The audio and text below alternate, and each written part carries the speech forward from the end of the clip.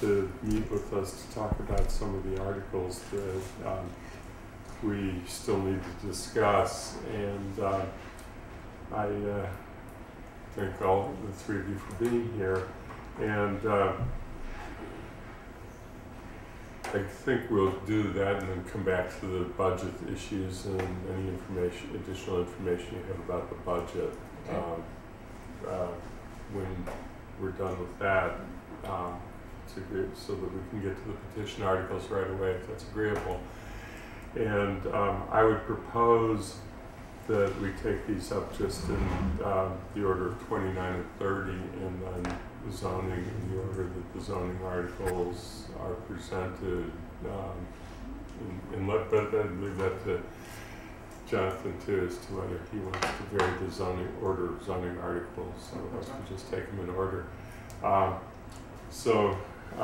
On Article 29, we hadn't come back to it since we had the initial presentation from, which was Ruth Hook and Jeff Napolitano.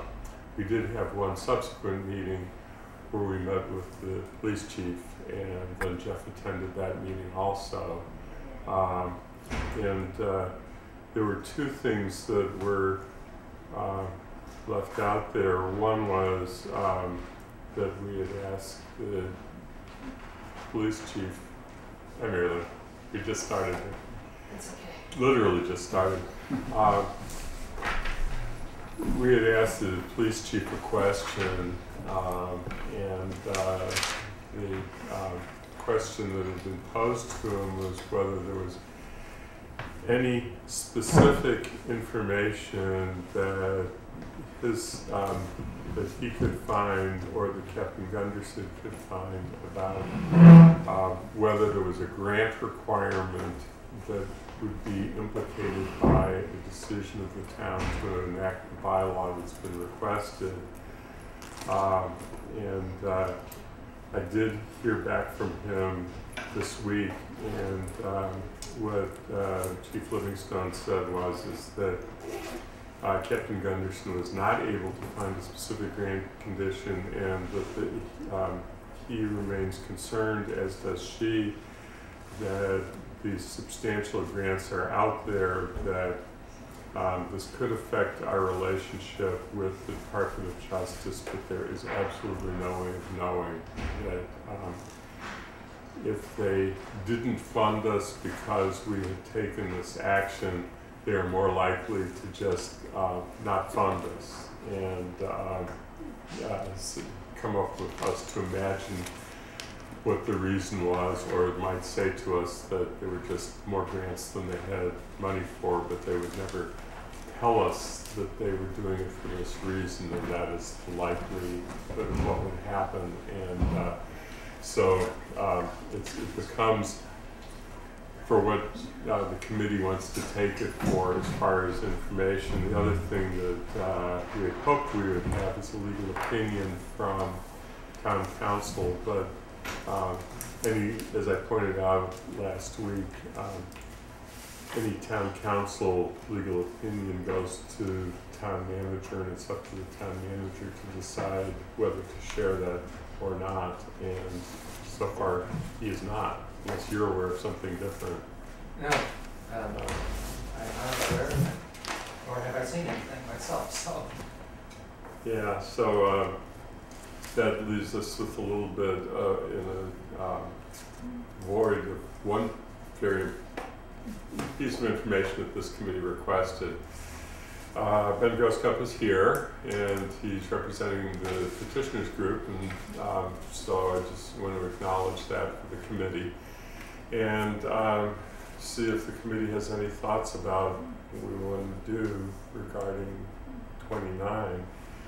I think it's either specifically vote that we don't see a financial interest in not taking a position, we see a financial interest to take a position, or we could continue to postpone it. I guess the last thing that I'll give you an information and then turn it open to the committee for discussion and any comments from the public is that the select board, I had thought was going to take it up yesterday when I put this on the agenda, and I got bad information from a member of the select board who is not the chair of the select board. The chair of the select board then subsequently advised me that it was not their intent to take this up until April 30th, and which is the first night of town meeting, the meeting that they're having that evening, immediately preceding the first session of town meeting. And so we don't have any indication of what the select board intends to do. I had made an inquiry of the select board as to whether they were thinking about any specific motions to amend or of any sort, but the answer came back, we didn't take this up. We can't provide you with that answer because we don't have one. So that's where we are. And any thoughts, Mary Lou?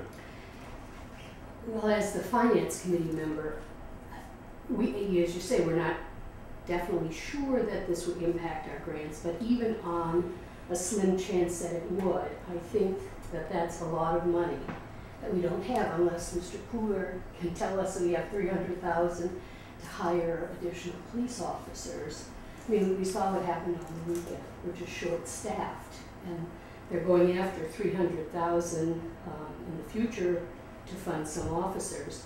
And we're not sure that the $450,000 that we've had would have been impacted either, other than we were pretty sure that once we had it, they wouldn't take it back. So for myself, I would vote against this article. And I also had, I don't know if you saw today's commentary in the bulletin, where Mr. Oldham cites, and I don't know if he's speaking for the group or not, but he said that in response to the DHS announcement, the ACLU has identified a new tool for resisting the imposition of this counterproductive program, and a coalition of local and national organizations is supporting Amherst in becoming one of the first to apply it. So I guess I would like to see us, yeah, I don't know, is that your position as a group, or? That we see a chance in this town to make a difference on the immigration issue? Yes, as the first, as one of the first. I mean, he's saying, in other words, we're kind of a trial group. Well, I think as Jeff Napolitano, a colleague of mine, I'm a precinct member, precinct 9 town meeting member. Okay. And I am working closely with Jeff Napolitano from the American Friends Service Committee, who in turn is working closely with lawyers at the ACLU.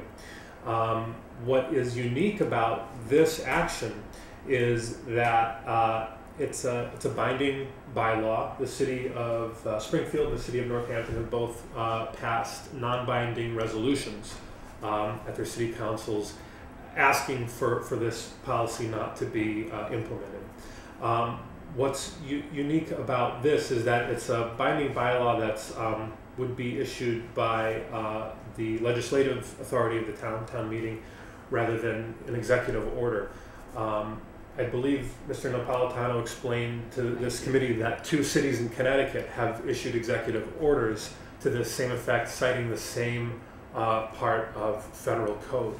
So I guess that, you know, people might ask, why then take a legislative action in this case rather than going through executive order? And if I may speak to that, I think that one of the key reasons why is that it requires us to look at the national context of immigration politics and what can be done at the local level to affect that situation. At the national level, there's this incredible rush right now at the Department of Homeland Security to implement this program, you know, all across the country. The Obama administration's Department of Homeland Security has said that by the end of the year 2013, they want to see this program implemented everywhere. That means that undocumented people living in our town will be vulnerable if we don't take some kind of action to stop this from happening. So I think that Amherst as a community is a community that cares deeply about human rights, and I think that you know, I think we also have an interest in terms of not having an unfunded mandate come down from the federal government to require our police to be doing things that, first of all, break the trust between them and immigrant communities in Amherst, but also that put an undue financial burden on those very police agencies that they should not have to bear. So I mean, the concern that there may be a possible reprisal because somebody in the federal government, doesn't like the sentiment of a community in Western Massachusetts standing up for immigrant rights. Well, that's not a strong legal basis for people in the federal government to be treating Amherst, differently than any other community. I think that what we're trying to do, though, is stand up on principle for immigrant rights. So. Yeah, let me move around to Kay and then I'll come back to Mary Lou. Rather than looking at the merits of the issue, which I have a lot of sympathy for, I'm still troubled by it being a bylaw. It's a bylaw of the town of Amherst. Bylaws of the town of Amherst are applicable within the town of Amherst. And enforcement of this bylaw, who's going to enforce it? I asked that before, and Mr. Napolitano didn't really have an answer. They hadn't thought about enforcement. Police usually enforce bylaws. And if the violation of the bylaw takes place at the FBI in Washington, that would seem to be an unenforceable bylaw. And so I worry a little bit about possible litigation arising out of this, because if the FBI doesn't follow the instruction in the bylaw, then somebody who thinks it should be enforced could sue the town. But how's the town going to enforce a bylaw in Washington? It can't do it. It doesn't have the power to do that. So I'm troubled by this method of making the point. Let me get to Mary Lou and then Well, the chief did tell us that there would be very little financial impact on the town in terms of holding people and sending them to Northampton. But again, I go back to, and I understand the merits, but as a finance committee member, I will not take the risk of losing that amount of money. I think that's equally important to the citizens of Amherst to have our police department supported, and right now financially we just don't have the wherewithal to do it with town money, and so we go after grants. Ben? No, Ben's sick. I just want to make 2 points. Well, wait a minute, Ben's sick. I'll let somebody else. Okay. I'm just trying. Yeah, but thanks. But I mean, as to the enforceability of it, what the bylaw does is it invokes existing federal law.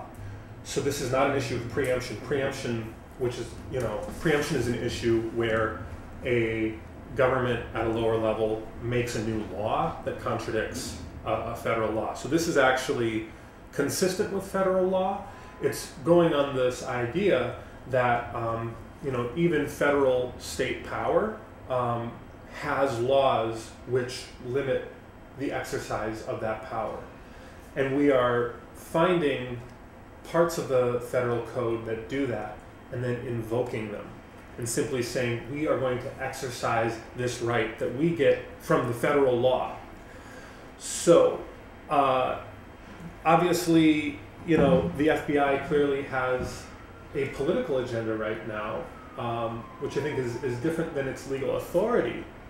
But the FBI clearly has a political agenda to bring in local law enforcement into the business of enforcing federal immigration law.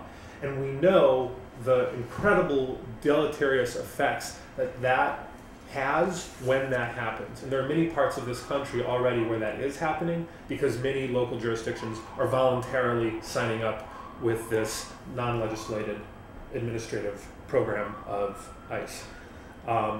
So as to, not taking the risk, I guess what concerns me in a way is how can the Finance Committee sort of look at a question like this where there's clearly legal authority for the town to act, and to then look at it only in this, if-then scenario, this hypothetical in which, we don't have any specific information on how, but we might maybe not get certain grants if we stand up on principle in this situation. To me, that is not a sufficient argument to kind of abandon the moral merits of this article and to sort of look strictly at this hypothetical financial impact on the town. I'm still troubled by how you can enforce a local bylaw when the town could do that, pass the bylaw, let the FBI put them on notice. But there's no way that I can think of that the town can enforce that on the FBI. If the FBI does not follow this federal regulation, does that mean that the town is going to have to sue the FBI? And that would be expensive. So yeah, well, the more likely scenario, let me just comment on that quickly, because I think that the more likely scenario is that town, if it enacted this bylaw, would not find out that the FBI had conveyed the information about an arrest belonging to the immigration folks until we got a detainer notice, so that we would arrest somebody for some violation within the town. That would get reported through the state police system, as the chief of police has informed us. We don't report directly to the FBI, it goes through the state. The state then would pass it along to the FBI. If the FBI went ahead and submitted it, then it gets to ICE. ICE says, detain the person. We get a detainer notice, we detain the person, and then that person has to litigate. And would the town end up being a party to the litigation? We don't know. Possibly. We don't, how much would it cost for us to defend that litigation?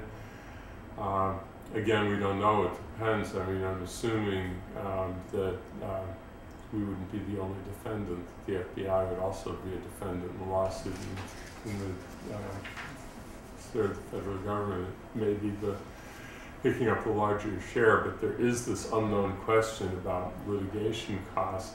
Then I have a whole lot of questions about whether this CFR regulation really does what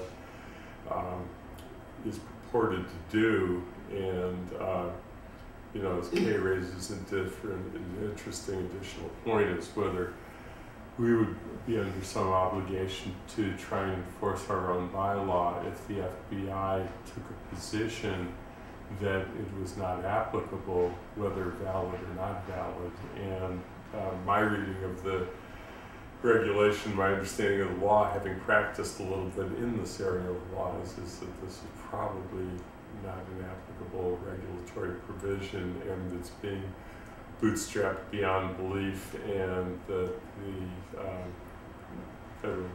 feds are likely to take that perspective on it.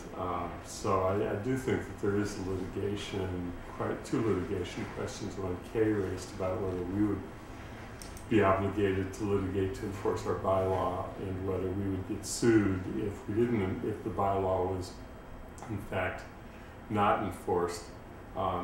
The other legal question I might as well just throw out there is that if Chief Livingstone's, according to Chief Livingstone, we submit to the FBI is it our record or is it the state's record that's going to the FBI, and is our instruction totally irrelevant that this really has to come from the state to tell us, saying that anything that comes out of the state criminal record information or arrest information system is in fact a state issue, and the state has to be doing this, not the town.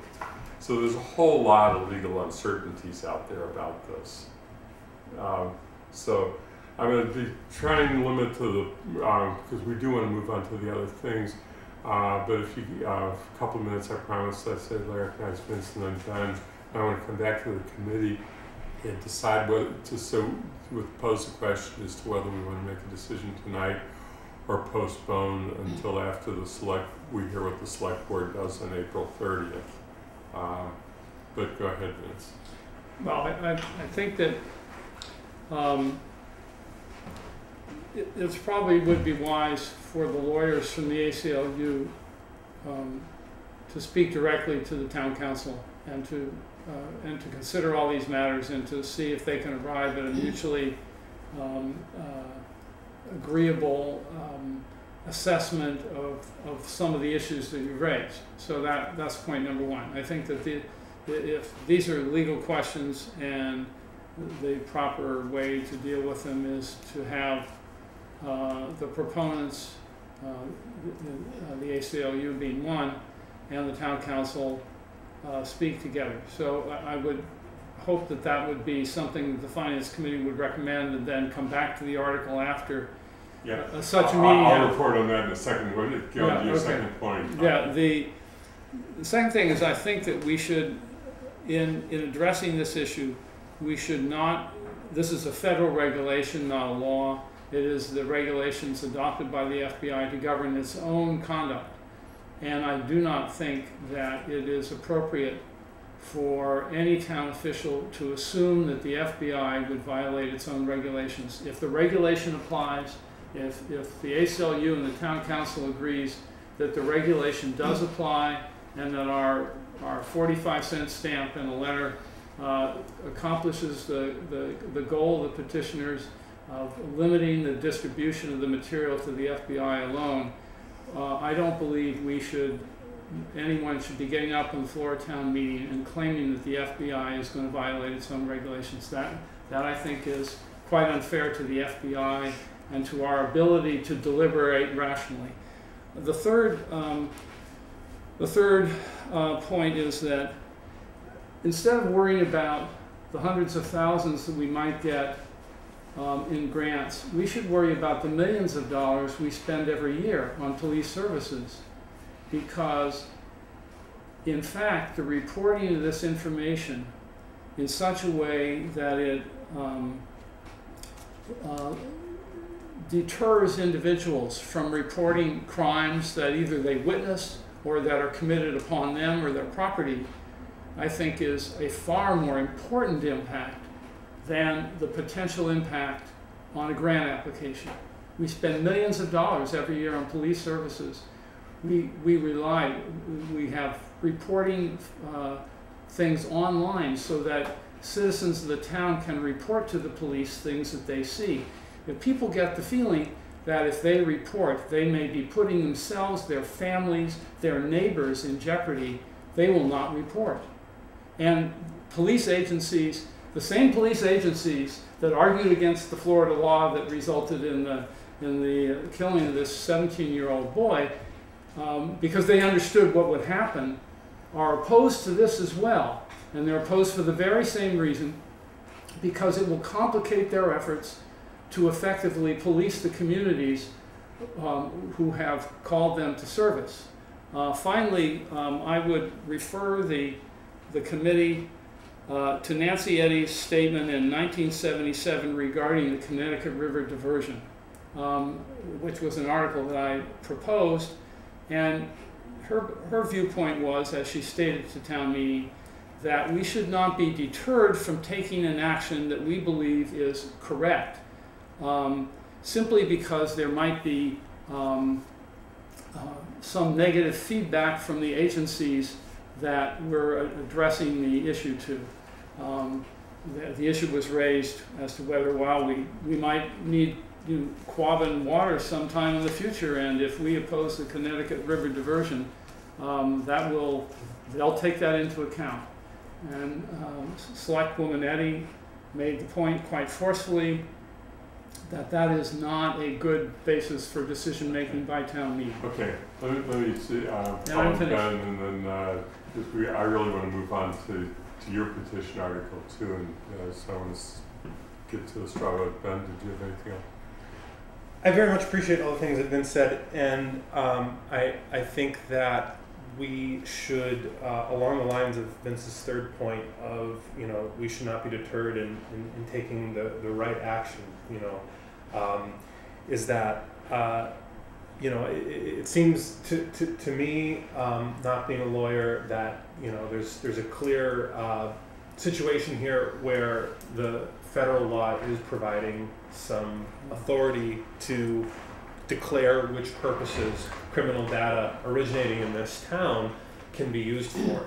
So I would just urge the Finance Committee to delay decision on this particular article tonight, to hear and consider the opinion of Town Council and of the Select Board, and to do some problem solving with us about how we can bring about the intention of this, which is to protect immigrants living in our community.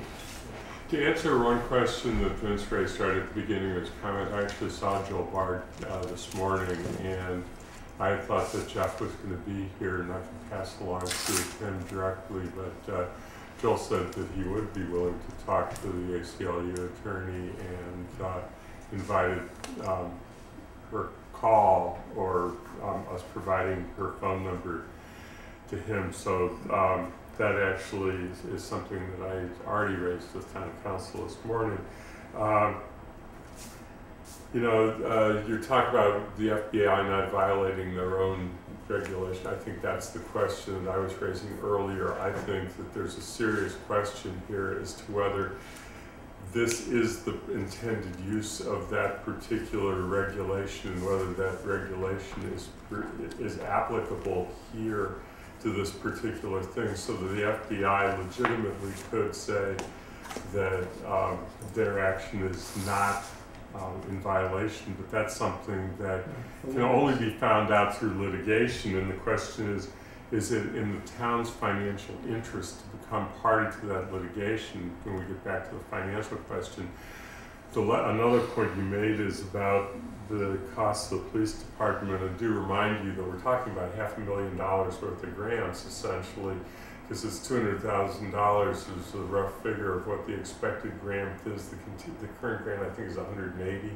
and the renewal is going to be over 200, 230, and that's shared with every women's center, and so it's not our grant alone, but it is a shared domestic violence grant. And the other that Mary Lou referred to earlier is the intent to apply for $300,000 grant to be able to hire additional police officers. So if we start talking about the stress on the police department, if there is a concern about this putting our future grants at some unknown value of risk, the risk to the police department of $300,000 lost grant opportunity to hire new officers is going to be greater than the quantification that you were discussing. So I just wanted to provide that additional information. Question for the committee, do we want to make a decision tonight, or do we want to continue to postpone? Mary Lou and Kay. We've had 2 meetings now, lengthy discussions about this, and I appreciate everything you say, and I know where I know your intent, but I would prefer to vote on it tonight. The Select Board will come at it from a different point of view. To me, again, I go back to this is financial, and as a Finance Committee, I cannot support this article, and I would prefer to vote it tonight. We have huge zoning articles before us, and some other things we've postponed, getting close to town meeting, and I think we have given a fair amount of time to this particular article. Okay. I don't feel, there's still information that I want, that we said we wanted before and we haven't got it yet. So I would like to put it off. In particular, the legal opinions from town council. Also the wording in the article, which I asked before about, it says, shall immediately cease the dissemination to other agencies of criminal history record information originating in the town of Amherst. Is it still going to be other agencies? Because that, I have the revised wording right Oh, there. so you It's changed it. specifically to ICE. That section that you're referring to yeah, you will changed that. Good. will that will be in the motion sheet that we're restricting it not to all agencies, because we don't want to restrict the FBI in this bylaw from, for instance, sharing with Other databases police of child molesters and Yes. so forth. We only want to restrict their sharing of information with ICE. Do you have an extra copy of that? We have 5 copies here. Okay, because I wanted to, the moderator this morning asked about that in the same discussion that I had, and I think that he would want a copy of this, and town manager might, so I'm going to get this copy over Do you to want you. No. And, okay. And if it's all right, Sandy will take it to the town manager tomorrow and make sure that it gets to the moderator. As a matter of process, the moderator has to agree that any change to a motion is within the scope. Right. It's my understanding, it's my interpretation, and I said this to Jeff previously, it's probably within scope. But that's not my ruling to make. Sure. Doug? I just, a brief thing, I'm kind of with Kay. I think there's a couple of questions that are outstanding I'd like to hear about. I appreciate Marilyn's point. I think we can, once we get those, I think we can take up our answer relatively quickly. And I don't think the petitioners would need to come back at that point, I don't believe. I do have some concerns. I also think that we as a finance committee can make a financial recommendation at town meeting. Town meeting can take that advice and put it in the mix of all of what they consider when they vote, which includes non-financial components and whether they feel that whatever risks which we're uncomfortable with or comfortable with, depending on our position, they can weigh those against and the other things that they're considering. So, but I do think with a couple of questions that are still outstanding, I want to hear those before I take a position. Janice? I agree with, excuse me, Doug, and I am glad you made the change in here. Are there any other changes? No. Thank you. Well, then I think I've heard from 3 of the 4 of you favoring putting it off. I think I'm very comfortable with putting it off until either the first or the second night of town meeting, one of our pre-town meeting sessions. So I think as a chair, I can just make a decision that we will not take motions on this tonight, since that seems to be the sentiment. I'm sorry that you came, but I'm glad you came. I'm glad I came as well. Sorry, I know you came thinking we'd get to a decision, but it's helpful having you here, so thank you. Turning to 30, Vince and I had a discussion previously, and I wanted to confirm something with you, and then if this is the kind, if we confirm this, then take these 2 pieces up separately, because it was my understanding that you wanted to separately have town meeting take up 1A and 1B from 2 as the parts of the. Yes, and if I can get a motion that the town treasurer feels comfortable with, because I just heard about being here on Tuesday for being here tonight, that I would, my intention is not to move 1B, because 1B was sort of a backup, and I wouldn't move it unless the treasurer doesn't feel comfortable with a motion that would be a revision of the article to exempt the account, the operating account that the town has, just because it's from the treasurer's comments, it seemed to be a very important account, that it was placed in a local bank initially, and now the bank is a two-state bank, and she feels that it's a very important relationship, that they've given good service and so forth. So I'm going to construct a motion that would be that would exempt the operating account for the town under 1A, if that's acceptable to the moderator and to the town treasurer. And even though she may not agree with it policy-wise, at least it won't do anything illegal as far as she's concerned. Then I'd move 1A with that provision, and then I'd separately move number 2, and I've given you all an article about the Bank of North Dakota, which appeared in the New York Times, and just for maybe to maybe the committee could dispose of that first. That Section 2, I don't believe, has any financial implications for the town of Amherst that are so immediate and direct that it requires or should engage the attention of the Finance Committee, other than those who are personally members of town meeting who may want to take a position for or against as town meeting members. But I don't believe as a finance. When we talked a couple days ago, I made the suggestion that the best approach might be to refer this back to this committee so that we could work over the summer with you to craft a policy statement that's more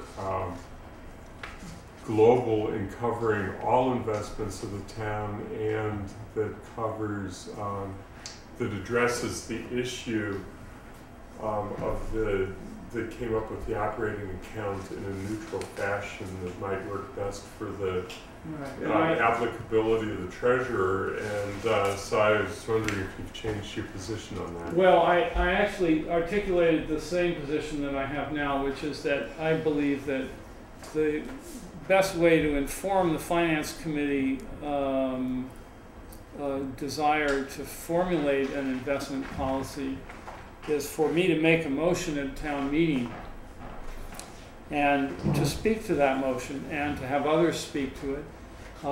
If the Finance Committee believes it should be referred, then they could make that motion themselves.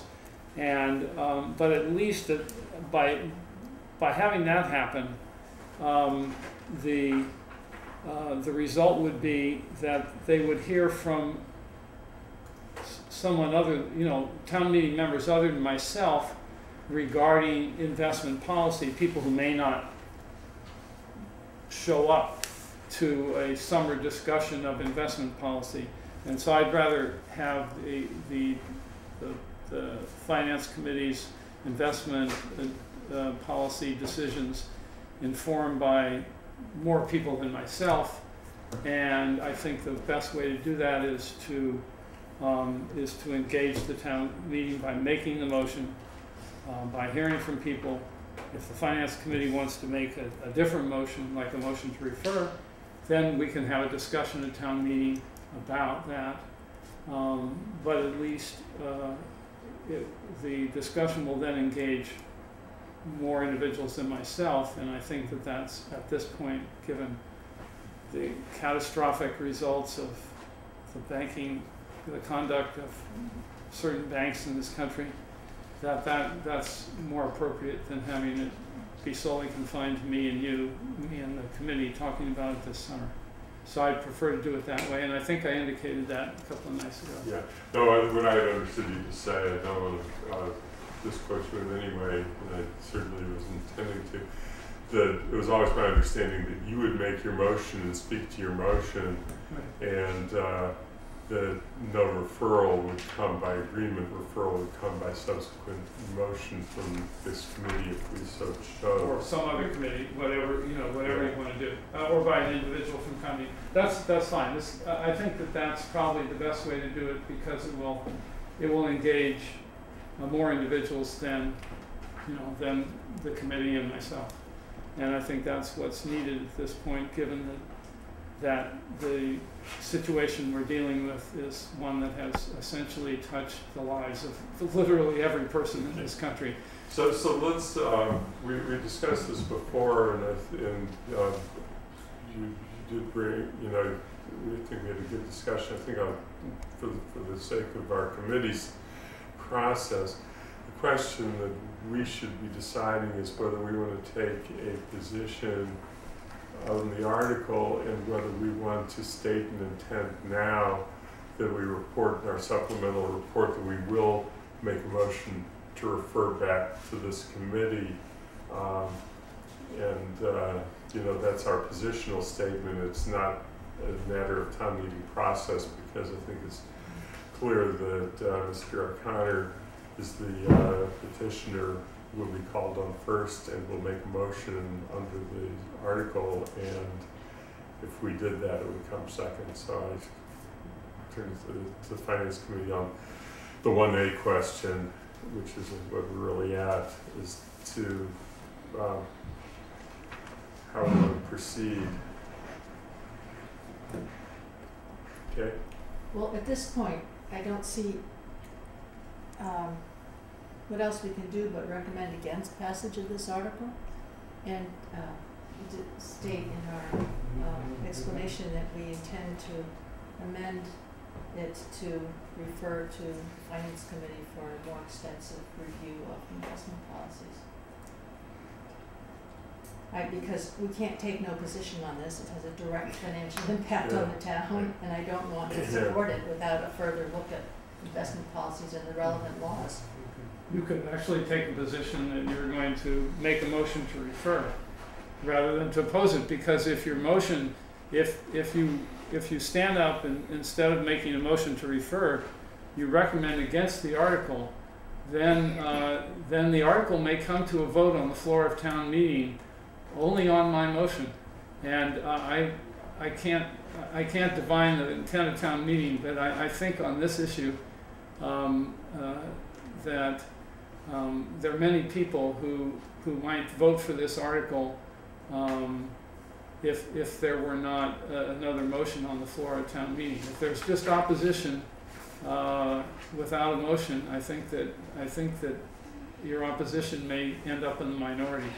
What I understood the suggestion to be is that for the purposes of the supplemental report, that the committee say it is unable to recommend this article at the present time, and we suggest that it be referred back to the committee, but we cannot support it if it comes before town meeting that night. I think they would kind of have to do it because it doesn't make sense on the referral to say we support it, and to say we take no position doesn't make sense. Janice? Can't we just make a motion to refer it back so we can look at this thing in context with everything else? I mean, why do we have to say yes or no? Right.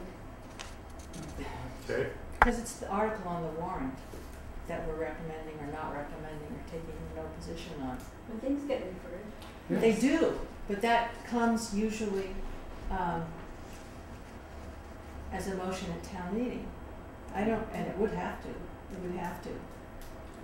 Well, I think we can do it in a sequenced way where we would say that it is our intent, for the reasons we've already stated, to make a motion to refer.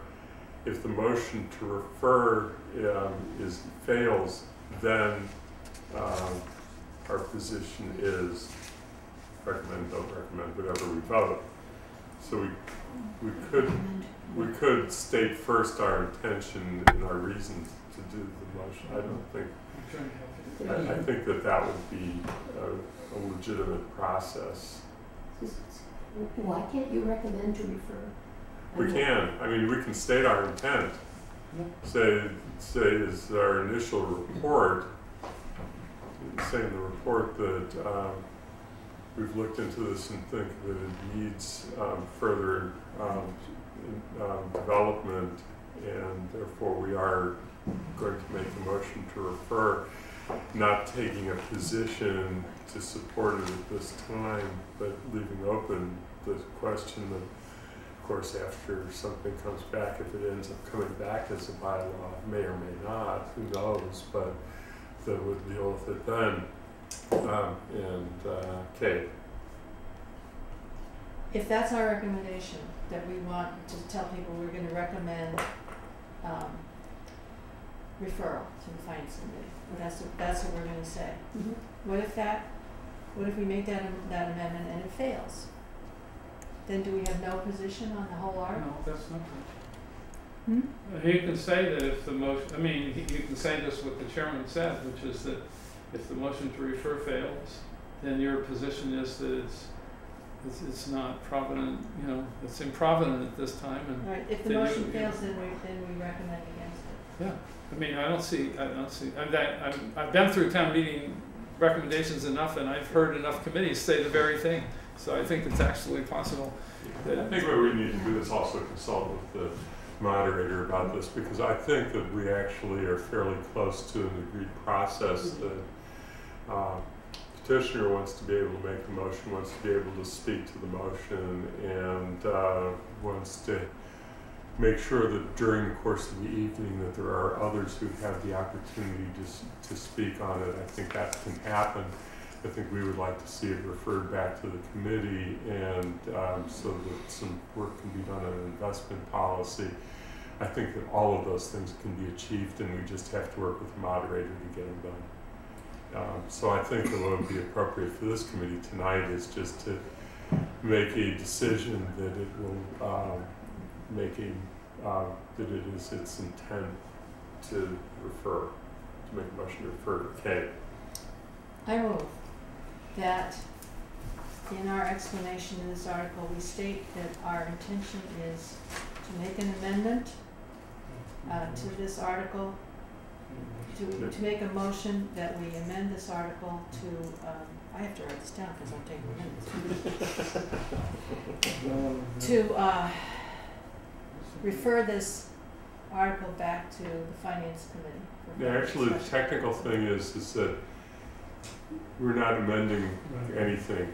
We're making a motion to refer, which is a separate motion. So what we would say is that it is, our report says that it is our intention to make a motion to refer, and that we state that is our reason for doing so, that we think that this needs further development is an investment, part of an investment policy. And that is referring the entire article or just part? No, just So 1A. 1A and B, where the 2 is a separate issue. I'm not going to make a motion under 1B. I'm going to make a motion under 1A. And then I'm going to make a separate motion under number 2, which will take up hopefully subsequent to this. Yeah. So let's. No, I'm not finished with it. Still make a motion. Yeah, Kate hasn't made a motion. I was going to see if she has a motion to make. Yeah, my motion is, it's our intention to make a motion to refer this article to the finance committee because it needs further development as part of a review of larger investment policy, a larger review of investment policy. But, semicolon. But why didn't we just say whatever our vote is, the finance committee voted to recommend this article, or to recommend this article for referral, and then give the following reasons. I think it's kind of cluttered at the beginning. It is our intention. I think we can recommend to refer this back for the following reasons. Because I think it would be our intent, which is what Kate's trying to do, is to make it clear that we intend to make that motion. Yes. John? I think you have, procedurally, I think you have to make the motion before you still do it. Yeah. Yeah, well, we're talking about what our Your written. finance committee written report's going to We're say. going to do a supplemental report. And I didn't finish. Yes, go That's on. the discussion. Huh? That's the discussion. What? All that other stuff. Yeah, what was your additional? Yeah. I think that our written report should say that if town meeting does not refer it to the finance committee, we would have to recommend against it.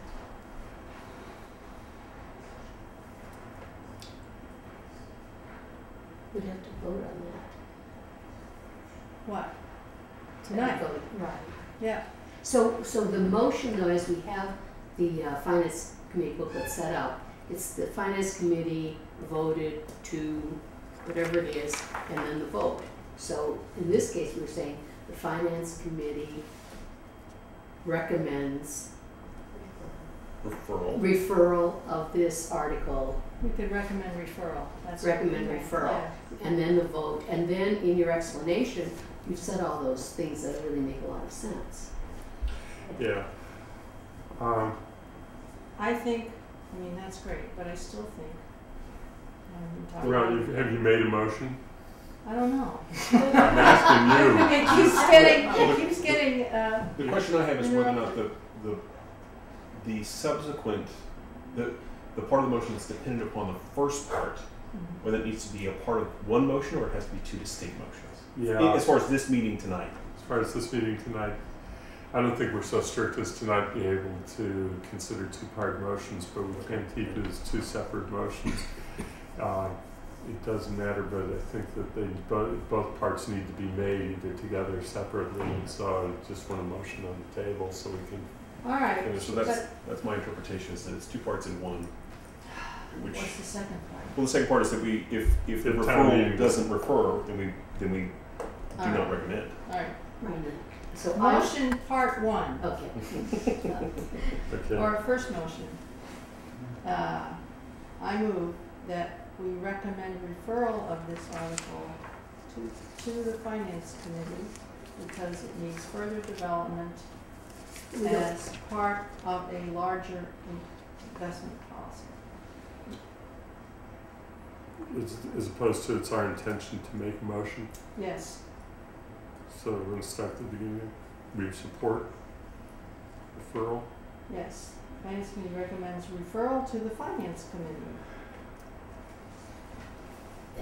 That's the motion. That's Okay. the motion. And that's where, Okay, no, that is a no, motion no, then, it's a that's motion, why it's do I hear a second. Alright. second? Second. Okay, I'll take Doug's Thank you. second. So what the motion is that's currently on the floor is it's Finance Committee's recommendation to refer this part that we're talking about, Part 1A, to the Finance Committee because it needs review as a part of the larger investment policy. That's been made and seconded. Discussion? That's the whole motion. I guess I just thought the motion was we recommend referral. And then all the other stuff comes under the explanation as we do in the booklet. Yeah. You have these recommendations, the vote, and then you explain why you voted that way. But I think we need to be explicit that if the referral does not pass, we need to have a That's position. That's second the motion. next, that's the Right, second I motion. agree. But. And Vince said this is just 1A. Yes. Right. Well, what are we gonna, I'm gonna do the same thing for 1B. I'm not gonna move one B. Well, Yeah, but the committee but needs to that's take on the position. warrant. But it's on the warrant. It's on the warrant. We gotta take a position on it. But we have to take our no position on 1A now, if they decide they're gonna listen to us to refer. I would, okay, can I make my motion that I think I've made, I'm not sure. I would Yes, say it is. that applies to 1A and B. The first thing, the referral. Yeah, Okay. referral to the finance committee. And then the second part, Kay, where you mentioned we would vote, it would be our position that we would oppose both of those. So that's, you had a better wording than I do. Let's stay with the first motion. We have a motion that's on the floor, and Oh. I'm assuming the seconder has yeah. agreed to the rewording of it. Okay. Recommends referral of 1A and 1B to the Finance Committee. And it states a reason. It doesn't have to be a part of the motion, but it can be a part of the motion. Further discussion on that motion specifically. Seeing no discussion, all in favor indicate by raising hands. So you were good, 5-0, 2 members absent, and you were going to make a second motion, Kay, I believe. Yes. I move that if town meeting does not refer this article to the finance committee, that we recommend against its passage. Second. Okay, the second, and that one's by Mary Lou. Any further discussion? All in favor indicate by raising hands. So it's 5-0 with 2 absent. And when we write it up, we are going, and I'm saying this to you, Vince, I want to write it up to say that that doesn't mean we don't think that this isn't an important matter, but just it's premature. That's fine. 2 is a separate issue, and it's the Bank of Massachusetts. We probably can limit discussion on this, but I want to do, I guess a question that I would pose to the committee quickly is, is there anybody in the committee who has hesitations about this particular proposal as it's worded in the warrant, subpart 2, and if so, it'd be helpful to know what your concerns are, so that we can get those discussion out. So on 30, is there any hesitation about part 2? Numeral 2? Numeral 2, starting Okay. resolved that the town request our representatives to support, essentially, I'm cutting it short, support legislation to establish a Bank of Massachusetts. How would that affect us? Yeah, Sandy. I was doing a little bit of research on the, and I haven't done extensive research, but I've done some research on the Bank of North Dakota, which is basically a functioning bank. It's had its ups and downs over the years, as the article that Mr. O'Connor passed out, and I have more copies of if you want, indicates.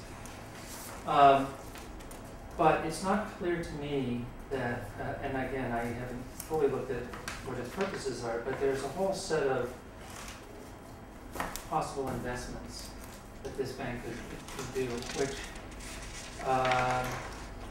you know, for low income housing, energy conservation, certain student loans and so forth, non-resaleable Massachusetts home mortgages.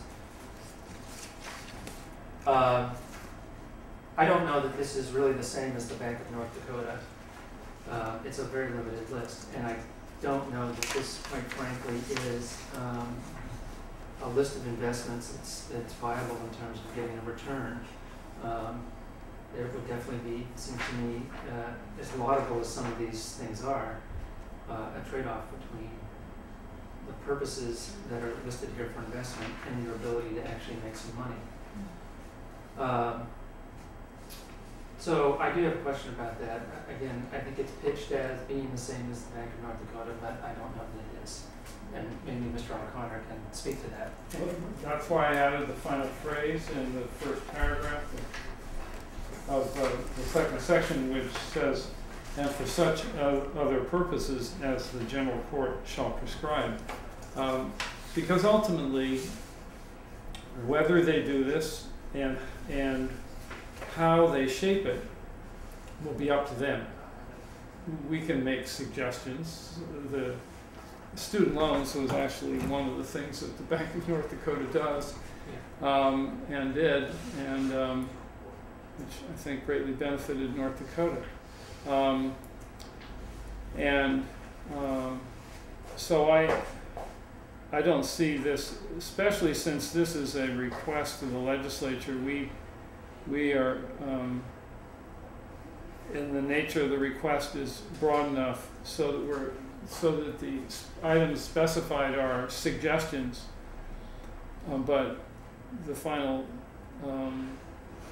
phrase is it's clear that if they get a number of these requests and decide to explore the possibility that whatever comes out of whatever final shape legislation takes, if it in fact emerges at all, even from committee, will be completely and wholly formulated by our legislators and not by anything that we have here. These are just general propositions, and this is not like a town bylaw that is enforceable by us. This is a recommendation. And quite frankly, as I said, at the beginning, this has no financial implications for the town of Amherst. I believe that the individual members of the committee who are town meeting members may have opinions about the proposal, but I don't believe that this is a matter that has such direct, immediate, and substantial impact on the town's finances that it is an appropriate subject for the finance committee's official concerns, other than to take no position. Okay. I disagree with you there, because you start off by saying all governmental monies of the Commonwealth and every institutional and political subdivision thereof shall be deposited, which means that would be town of Amherst money, would have to go into this bank and no other, and that the list here is a list of investments and loans shall be confined to, and then you have a whole list of things that should be confined to. And what I agree with Sandy is it's a very limited list, and your phrase at the end is for such other purposes that general court shall prescribe is modifying loans. So no, it actually is, well, grammatically, it's modifying loans, not investments. So, I have that problem with this. I think it's, would be an interesting idea to sponsor a state bank, and I think that's a laudable goal. But I would not like it to be so limited, so prescribed as it is in here. No, I know it's just a resolution to our legislators, but we are asking them to do something that would have a direct financial impact on them. The maker of the motion, who's Vince, could amend this with one word and solve that, and that's change shall to can. Because if the goal is to create there's two different things. The goal is of creating the bank, and then the shall be deposited, instead of saying can be deposited, would take care of the conflict that could come up with an investment policy, because if the return is lower at the Bank of Massachusetts than it is at, say, Florence Savings, I think our investment policy would say we want to go with higher interest at Florence Savings. So we have no assurance that it is going to produce the highest rates. So as a matter of an investment policy, it probably would work better with the word can instead of shall. Right. I assume that if such a bank were established, that what would happen is that the laws that now apply to individual towns and political and institutional subdivisions would be amended to take into account the establishment of the Bank of Massachusetts, so that the investment policy that's now in place that requires that towns deposit their money in accounts that produce the maximum or the best possible return would end up being amended or in fact deleted from the Commonwealth's laws, probably primarily for the purpose that the legislature might understand, as I do, that earning the best possible return, although probably not if it's in Florence Savings Bank, could result in deleterious effects on the Commonwealth in ways that would cost the Commonwealth and its political subdivisions more money than it would cost them if they hadn't, if they hadn't invested at the highest possible interest rate. But let's get back to the question, because here's what I'm thinking. We've just thrown something out, and the nature of this discussion I think is very valuable. We need to move on to the zoning stuff tonight, and I'd like to get onto that. Can I provide you with another, with amended language? Yeah, what I was going to suggest is Article not to make a decision on this tonight, because it's not going to come up until the last night of town meeting, which is going to be the fifth or sixth session, according to most predictions that I've heard. And so if we take this up at our meeting on the 30th, and that would give you a chance to take a look at the suggestion about giving the town and other government entities a discretion as to whether or not to deposit funds, but go ahead and get this done to encourage the legislature to create the bank is a separate issue.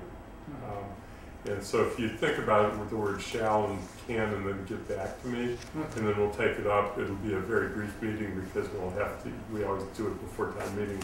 We have less time, but we'll do that. Okay, and I'll just submit it in advance. When do you need it? You need it by a certain day in order, by Thursday or Friday at noon? When is? If you can convey it I'd to bring it in. or by any method that works, give Right. it to Sandy, then Sandy will get it on. And when do you need it?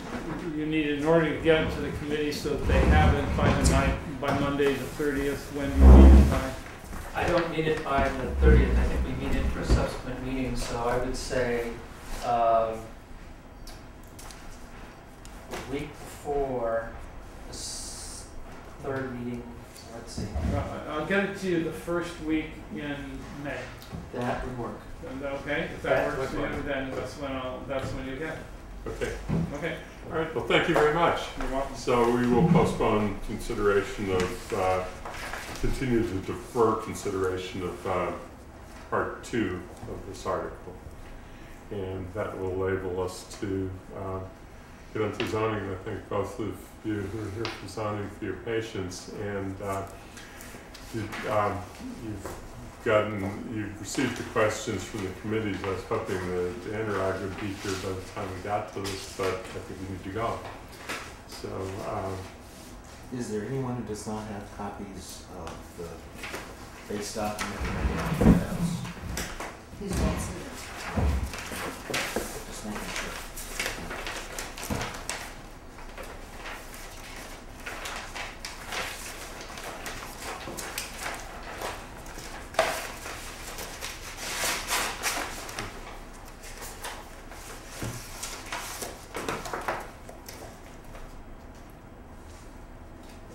I think we're set. Does everybody have a copy here? Okay. So how would you like to proceed? Would you like me to go over the article for you? Are you interested in the zoning aspects of it, the financial aspects of it? I think that I won't speak for the entire committee, and other members of the committee can speak for themselves quite actively too, but as I said in my email that I sent you, I think that our role is to decide whether it's financially advisable, and so we do want to circle into the financial issues pretty quickly. I don't know if anyone has questions about the article itself that they need to raise.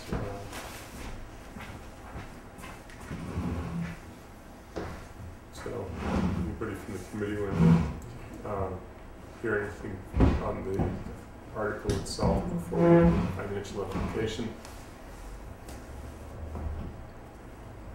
I guess that's an indication that we should just try and focus on the financial question. That's a great point. Just said I really did read it.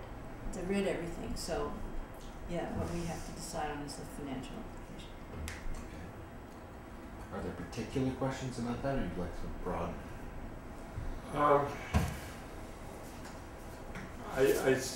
what I said in the email, and what I think that we're trying to get to is, and I thought of one other aspect of it that's financial since I wrote that email, but whether there are benefits and costs to the town financially, not for appearance or design, but financially, is it more likely that something will be built that will significantly add to our new growth figures because we pass either 24, 25 that would not be built if we didn't? So that's one question. And the other question that had dawned on me since I wrote the email was whether there's a difference in the cost to the building commissioner and to our people who staff the two committees, zoning board of appeals and planning committee. Would it be cheaper or more expensive in staff time and committee time if we have this proposal passed or not? So in terms of the likelihood of development question, both of these articles in both Atkins and North Amherst are driven by the fact that we have areas that are likely to be either developed in the case of Atkins or redeveloped in the case of North Amherst now under current zoning. And these articles both seek to help ensure that any development that takes place there is in line with community standards and conforms to what we as a town want to see types of development proceed as. So to me, it doesn't seem like a question of more or less likely. Things will happen there. It's a question of how much control the town is going to have over the outcome.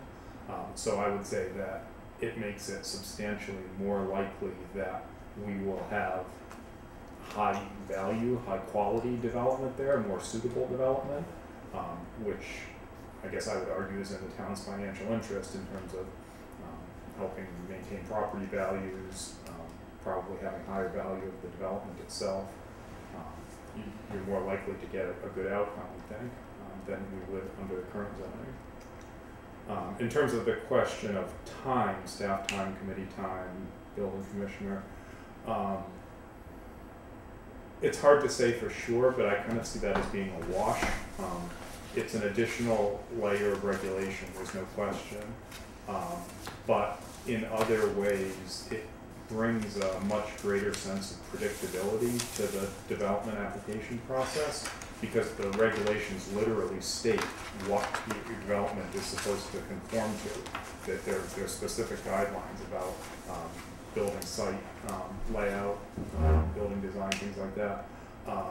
That right now an applicant has to come before the planning board or the zoning board of appeals with a fair degree of uncertainty in terms of what the board is going to do, because there's a lot of discretion that the board has.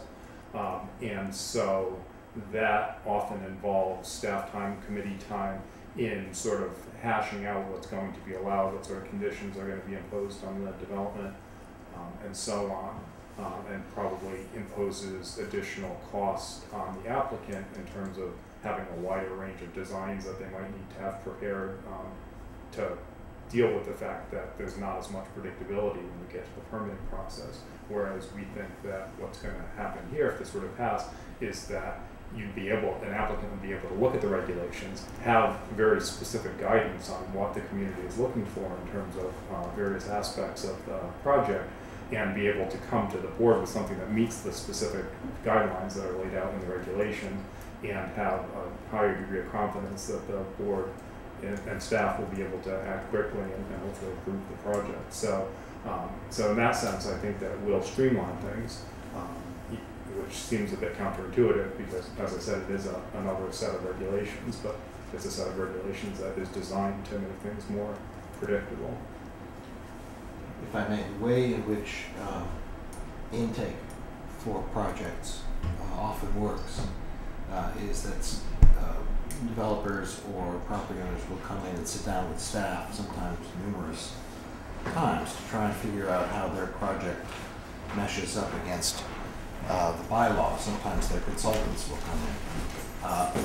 In terms of what they are supposed to provide to the board as part of the application, that's really something that we build into their requirements. That's work they have to do.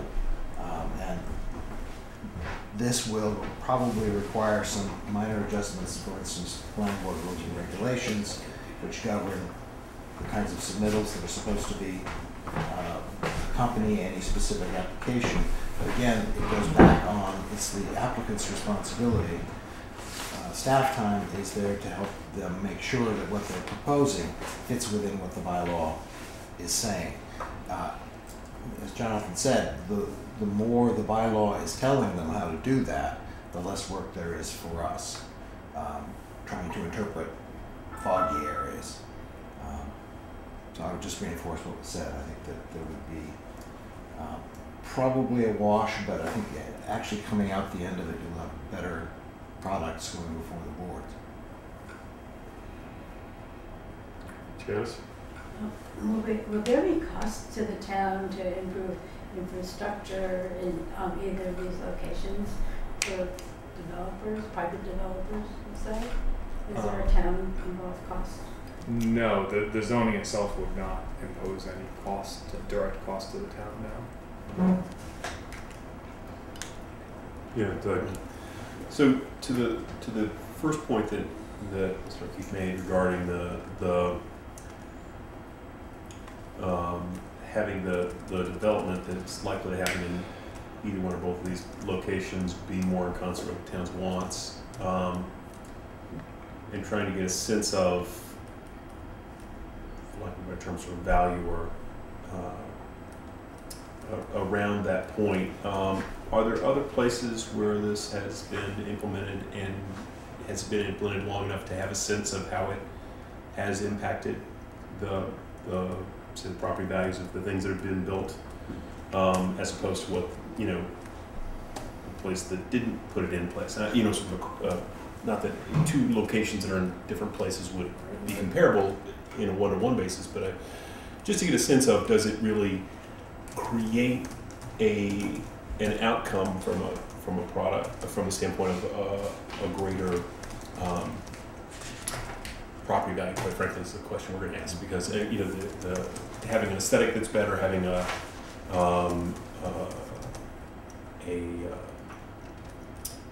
conformity that suits the area is nice, but it may have economic value, it may not. And so I'm curious as to whether you get a sense of whether it really does have that impact, because I think that makes a bigger impact on us as artists as to whether we take a position or take no position, is what the thoughts are on that. Sure. So I would say that in terms of being able to make that direct economic comparison, for the reasons that you stated, it's almost impossible to do, because it's never an apples to apples type of comparison. If you talk about different towns or even within the same town over different periods of time, it's tough to really find a basis of doing that comparison. But what I can say is that there are plenty of other cities and towns throughout the country and in the Northeast and even in Massachusetts that have adopted this type of regulation and ended up with favorable outcomes in their community, stuff that they feel is suitable and desirable. In terms of what would have happened had they not adopted those regulations, I guess I can't speak to that. A couple of specific examples, if you want to do your own research. Taos, New Mexico has very strict form-based design regulations. Which one is it? Taos, New Mexico. Similarly, Albuquerque. In fact, both of those examples came to mind because we had members of the planning board traveling to those communities and then looking at the communities next door and going, oh my goodness, look at the difference. In the Northeast, probably the longest, best example of a community that's used form-based zoning is Saratoga Springs, New York. And they have 3 different form-based districts, one which is very much the downtown urban center, one which is the transitional urban residential neighborhood, and one which speaks to small neighborhood centers. and we have been trying to get in touch with them for some time. They answer their phones twice a day, different times, to get some specific examples from them, particularly in the residential areas. But they have had it since 2003, I believe.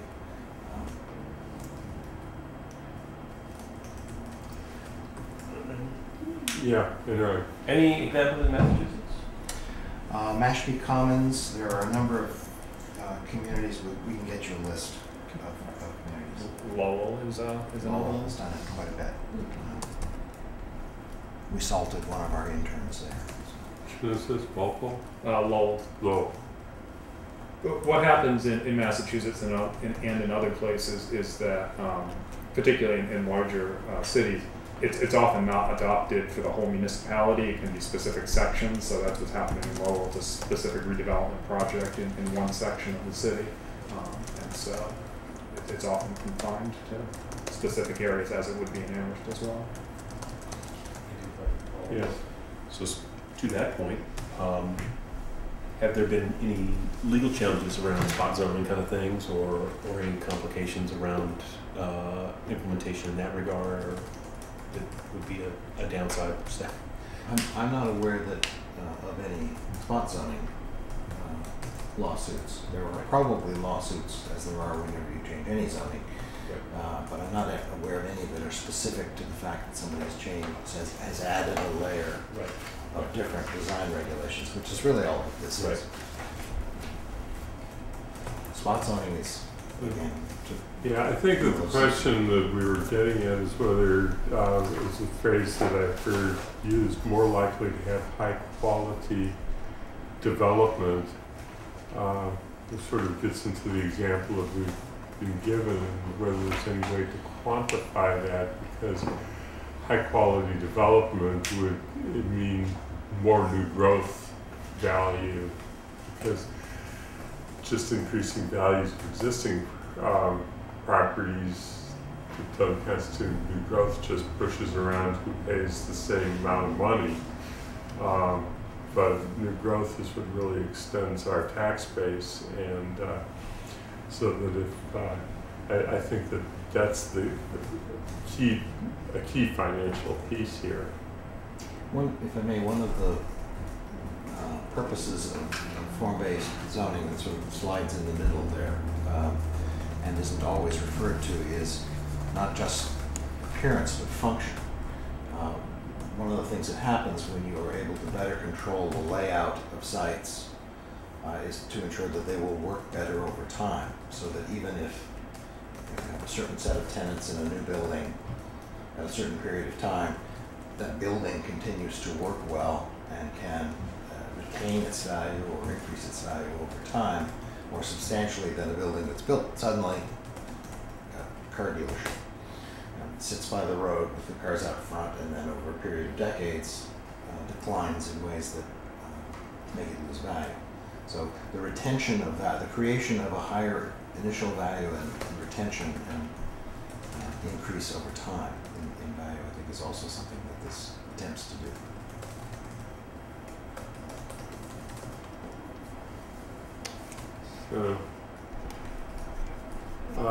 I really want to limit the amount of time here, so if it's really burning and quick. Sure, I can have comments for both Atkins and North Amherst. The action that increased value around Atkins was the creation of the town way that is now sort of a loop road around Atkins property that opened up and provided substantial additional frontage to the already commercially zoned property owned by Hampshire College. That single action probably, if you want to look at creating value, that did it because it enabled a whole streetscape to be built as opposed to something coming in from West Bay Road and from 116. So that took place as the result of the negotiations between Atkins and the state and the Public Works Department to try to get Atkins to move all of its activities from the east side of 116 to the west side around their store, and the loop road was one of the conditions, and the paving of the Atkins parking lot and so forth. With regard to North Amherst, I've both seen the subdivision proposals of the largest property owner who would be affected by the rezoning under Article 25, and the proposed plans. And the thing that I would say is that the plans that were proposed that contemplate being implemented under the present zoning would, I think, be more beneficial to the town, because the ground floor would have to be on, all of the activities would have to be commercial or retail, and therefore rather than residential, and it would that would limit the amount of services and probably in effect maintain a larger degree of control over the residential activities on the upper floors. It would also have the impact, for that very reason, of maintaining the property values of the single-family homes in the area. So I would say that whatever efficiency is gained in the planning department through the certainty created by this bylaw, that would be overshadowed by the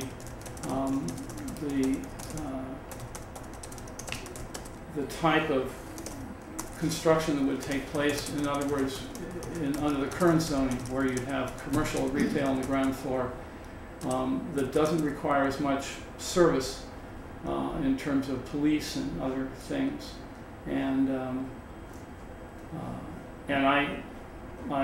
so I think that in a way the initial statement about what would happen to the planning department would also be true in the larger picture.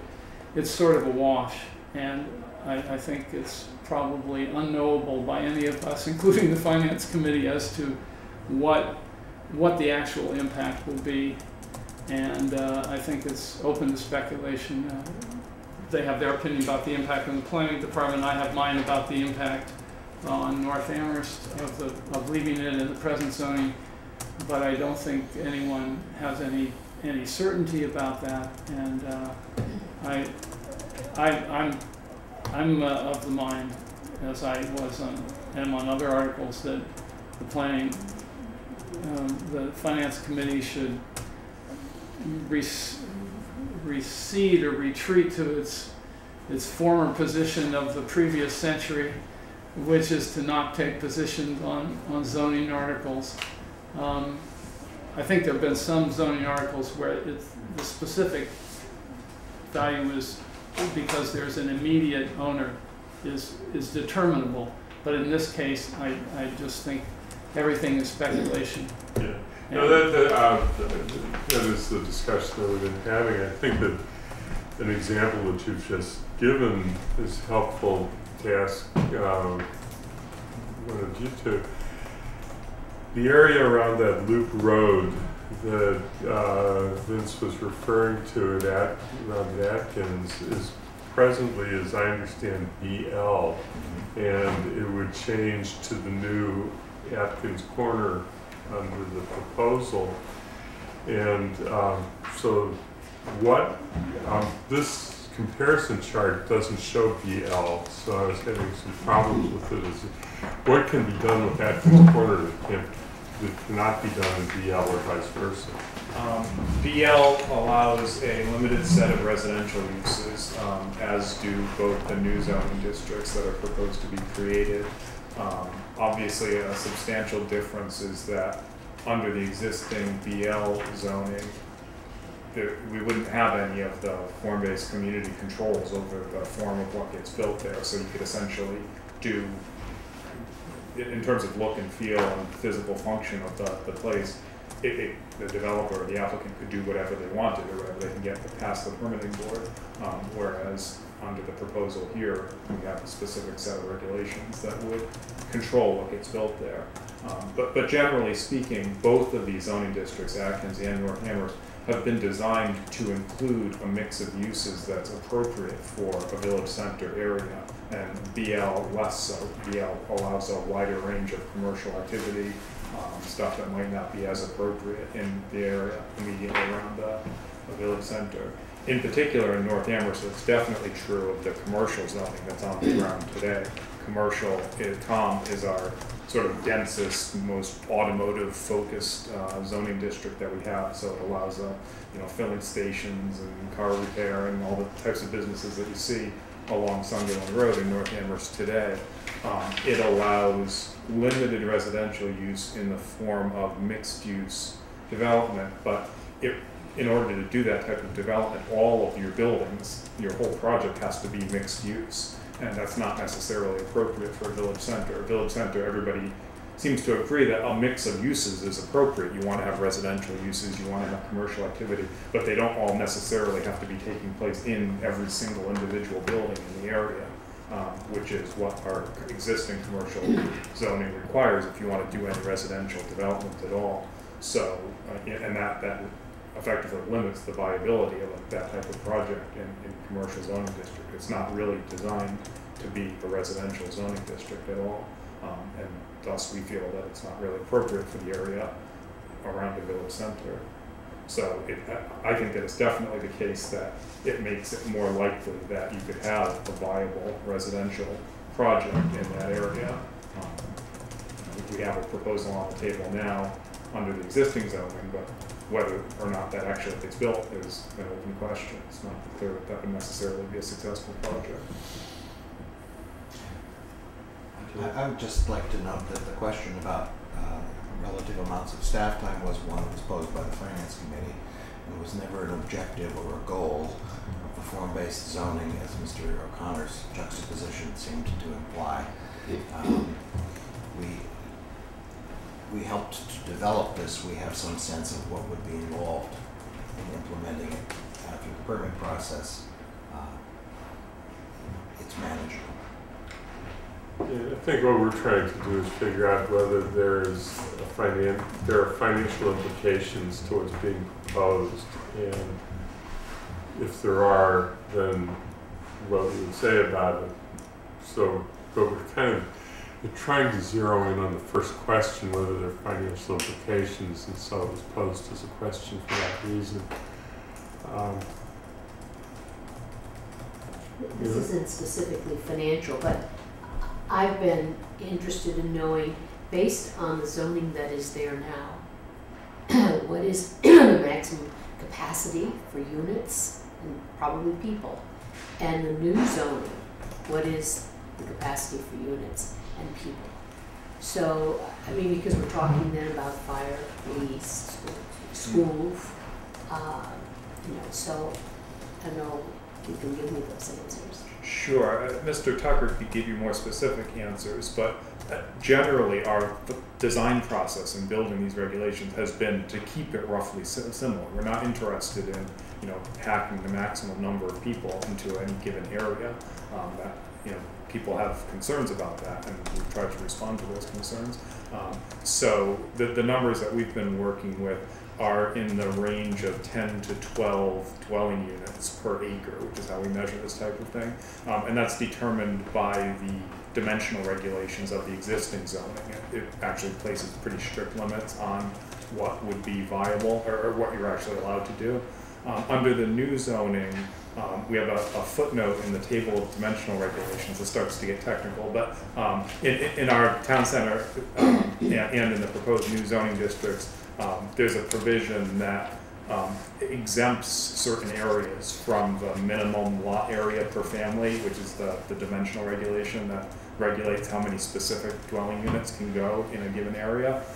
And so it's more of a market-based approach. Whatever you define the building envelope, how high it can be, the number of floors, and if it's useful to subdivide that into smaller units or create larger units depending on the needs of a given area, you're allowed to do that in the town center or village center areas. So it is not as strict a or a numerical limitation on the number of units that could be proposed for a given area.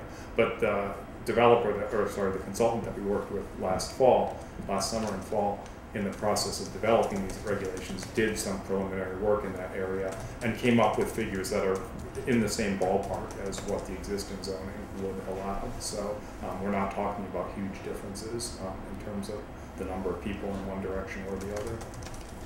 It's also to an extent determined, and that's an overall look at all the properties that are being rezoned.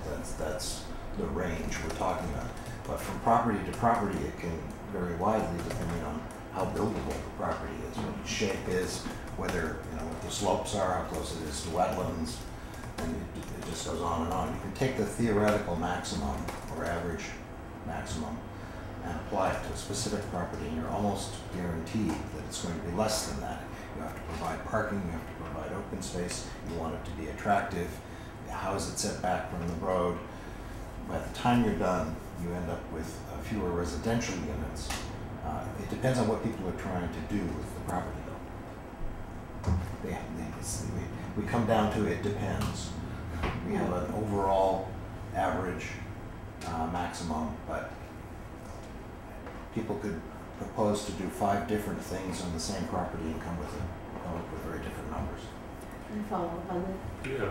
And then So I guess then I become confused about people saying, well, it's higher density in those areas around the village center, and we're saving open space for, beyond the village center. In these cases, we've got two. Remember, we have 2 village centers that we're dealing with. Right. In one case, we don't have a village center yet. We're creating it. Right. Atkins Corners. In the case of North Amherst, the specific intent was to have the end result be in the same range as what would be technically, although probably not practically, possible under the current zoning. Okay. So when you talk about more tightly packed, in many ways it's more tightly packed on an individual property or in an individual or in a series of buildings. It's more densely developed in the sense of being a village center. It's not amenable to the creation of apartment complexes, where the goal of the design of the complex is to fit as many units in as you can. Because we have all of these other regulations about how the buildings relate to the street, how the buildings relate to each other, where they sit on the lot, and so forth, that becomes very difficult to do and expensive to do. Our theory is, in many cases, they won't try to do that.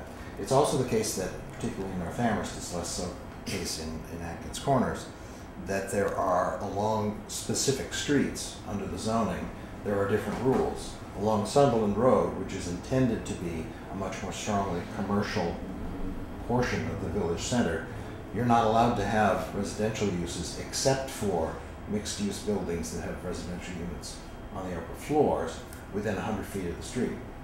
That has to be commercial development. Along Coles Road, there's language in there that indicates that for both townhouses and apartments, they're permitted along Coles Road, but they are not to dominate the street front. It is supposed to be a diverse mix of uses as time goes on, as development occurs. Retail, institutional, residential, and so forth. So there are provisions put into the zoning to try and ameliorate even sort of a theoretical maximum, to prevent there from being a theoretical maximum where you could just build residential units or residential uses anywhere in the village center. We have specifically crafted the zoning to not allow that. Okay, you were. I was going to say, I think these are great proposals. And as I thought, I liked the one last fall too. I think you've improved on them, answered some of people's worries about them, and I really do like them. As a member of the Finance Committee, I still don't see a definite financial impact on the town one way or the other. that would make me recommend this for the financial benefit of the town. As Mr. Tucker said, it depends. It depends on what people are going to do. And Mr. O'Connor made a good point. The creation of that perimeter road around Atkins opened up a lot of territory that's possible for development, but that is already done. That's not part of this law, so, or this bylaw. So I'm going to vote for this at town meeting, but I'm kind of leaning towards hoping the finance committee doesn't make a recommendation one way or the other on it. Could be financial benefits from it. Might be we'd get more development if we didn't have it. So not enough to make a judgment about. I would have to concur. I think that you know, as we always state when we take no position, it's without prejudice one way or the other. It's just no position. I'm leaning that way on these as well. I think that it's not clear, although I think personally I think that it's more likely, but not such that we could get in front of town meeting and swear to it kind of thing, that it would have a positive impact in a financial sense. But I think, on a personal level, separate from the finance committee, I do think that the intention is the right sort of thing. But I think I'd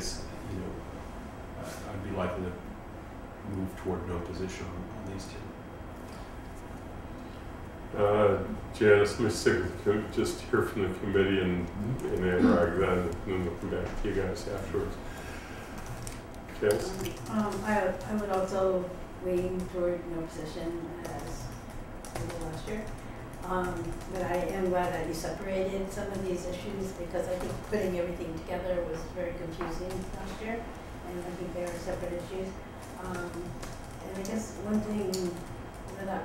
thing that we had sort of talked about is that new growth adds to the tax base, but you can get new growth under the current zoning, so I don't see these changes as really changing that.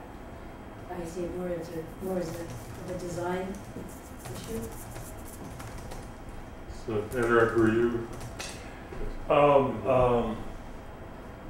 Well, I concur with the sentiments expressed by the other members. I was just kind of curious, and I'm sorry I was a little late because I was teaching, and this is the end of the semester and classes go a little bit longer. And so I apologize if I have missed this. We already discussed this before. But I'm curious and interested in understanding how the zoning board, planning department, and how you all decide, how you think about finances, the financial impact. I mean, is there any consideration when you were, because I know you are deeply involved in other more pressing issues which are in front of you in terms of the zoning issues, but in issues like this, how do you bring the economics into your discussions? How do you try to grapple with something which is really so speculative because we don't really know what's going to happen in the future? How do you grapple with that? So that's a really good question.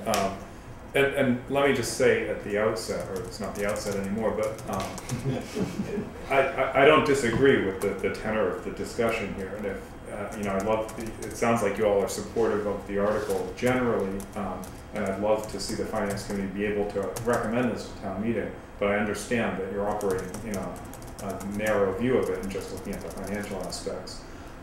And so to circle back to Anurag's direct question there, the answer is that this article in particular, but also zoning articles generally, are not really designed from a financial perspective. We don't sit down and try to write zoning legislation that it maximizes the town's commercial growth or residential development or anything like that. As I said at the outset, and you didn't miss very much at the beginning, but one of the things that I did say is that really the intent here is for this to create quality development, stuff that is in line with what the community says it wants and needs. So we're not trying to say build as much as you can, get as much new growth as you can. We're trying to say, let's make sure that what gets built is good and things that conforms to what people want. So we do not specifically approach it as a financial question, in large part because as we're wrestling with here, it's very hard to know the outcome. I say this all the time to the point that it becomes a joke, but zoning is a door that you open, you let various things go through that door. Zoning isn't about specific projects. It's not about a proposal to put in 100 units of residential development on a given property. Projects you can assess. You can go and say, if we build this, it will bring in X dollars of tax revenue, but it will increase the cost for police and schools by Y amount, and it's fairly easy to conduct a cost-benefit analysis there. With zoning, you're opening the door to potentially a wide range of uses. You're saying that here's all the things that might be appropriate in this area. We don't know, we can't know what will ultimately be proposed and be built there. We're just saying that these are the things that would be worthwhile to the community to have there, and these are the types of controls that we're going to put on that road. So we don't have a real strong financial card to play when we're doing that process of assessing what is appropriate where, because we can't know what the outcome is going to be. Is there, can I ask a follow-up question? So I like the way, I can understand it better now with the idea of opening the door. It's hard to know what's going to happen once the door is opened. Mm-hmm. But the opening the door itself, does it create some kind of visible economics? Just opening the door itself, and not talking about what happens after the door is opened. Did you want to respond to that? Yeah, I think you don't know what's going to happen when the door opens, but what you now have is an open door where you didn't before. Yeah. So the change itself creates opportunities, and if you have crafted the door well and put it in the right place, on a travel lane where other things are tending to join, and I'm torturing the metaphor here, but you know what I'm saying, that if you do it well, then it creates opportunities that somebody's going to want to take advantage of. Whether they will or not, you don't know, but there's more potential after the door is open than there was before. From a staff point, I think Mr. O'Keefe has very accurately represented the way in which the planning board approaches this, which is the absolutely appropriate way. Staff, sometimes we have other roles too, and my role for several years, particularly under the previous town manager, was to sort of be the unofficial sort of economic development guy out there. And one of the things that I wouldn't have done it if he hadn't said, go do that, because it's not native to me. But one of the things that we've been trying to do for decades, every time we have a study of the community's economy, this comes up on the bullet list of what it is you want to do to expand the tax base. And this goes back to the open door. There's north of the North Amherst Library, there were three or four properties between there and the river. There are former gas stations, automotive repair shops. They've been other things. They are partly active. Some of them are moribund, and they've been sitting there for decades, doing nothing, with a perfectly good form of zoning on them, village center business, that would otherwise, in other settings, provide an opportunity. The simple fact of changing the zoning may create opportunities there that don't exist now. The fact that we're thinking about how do we fix and relocate that intersection that's now in front of the library may create opportunities. There's another sort of tripwire for opportunity in this that's a piece of reality that's not what you inject into zoning and is not a purpose of zoning, and that is that principal source of funding for infrastructure improvements that would accompany, or in some cases be necessary to help spur development in the village center, are state grants, whether it's transportation funding or water, sewer, whatever it is.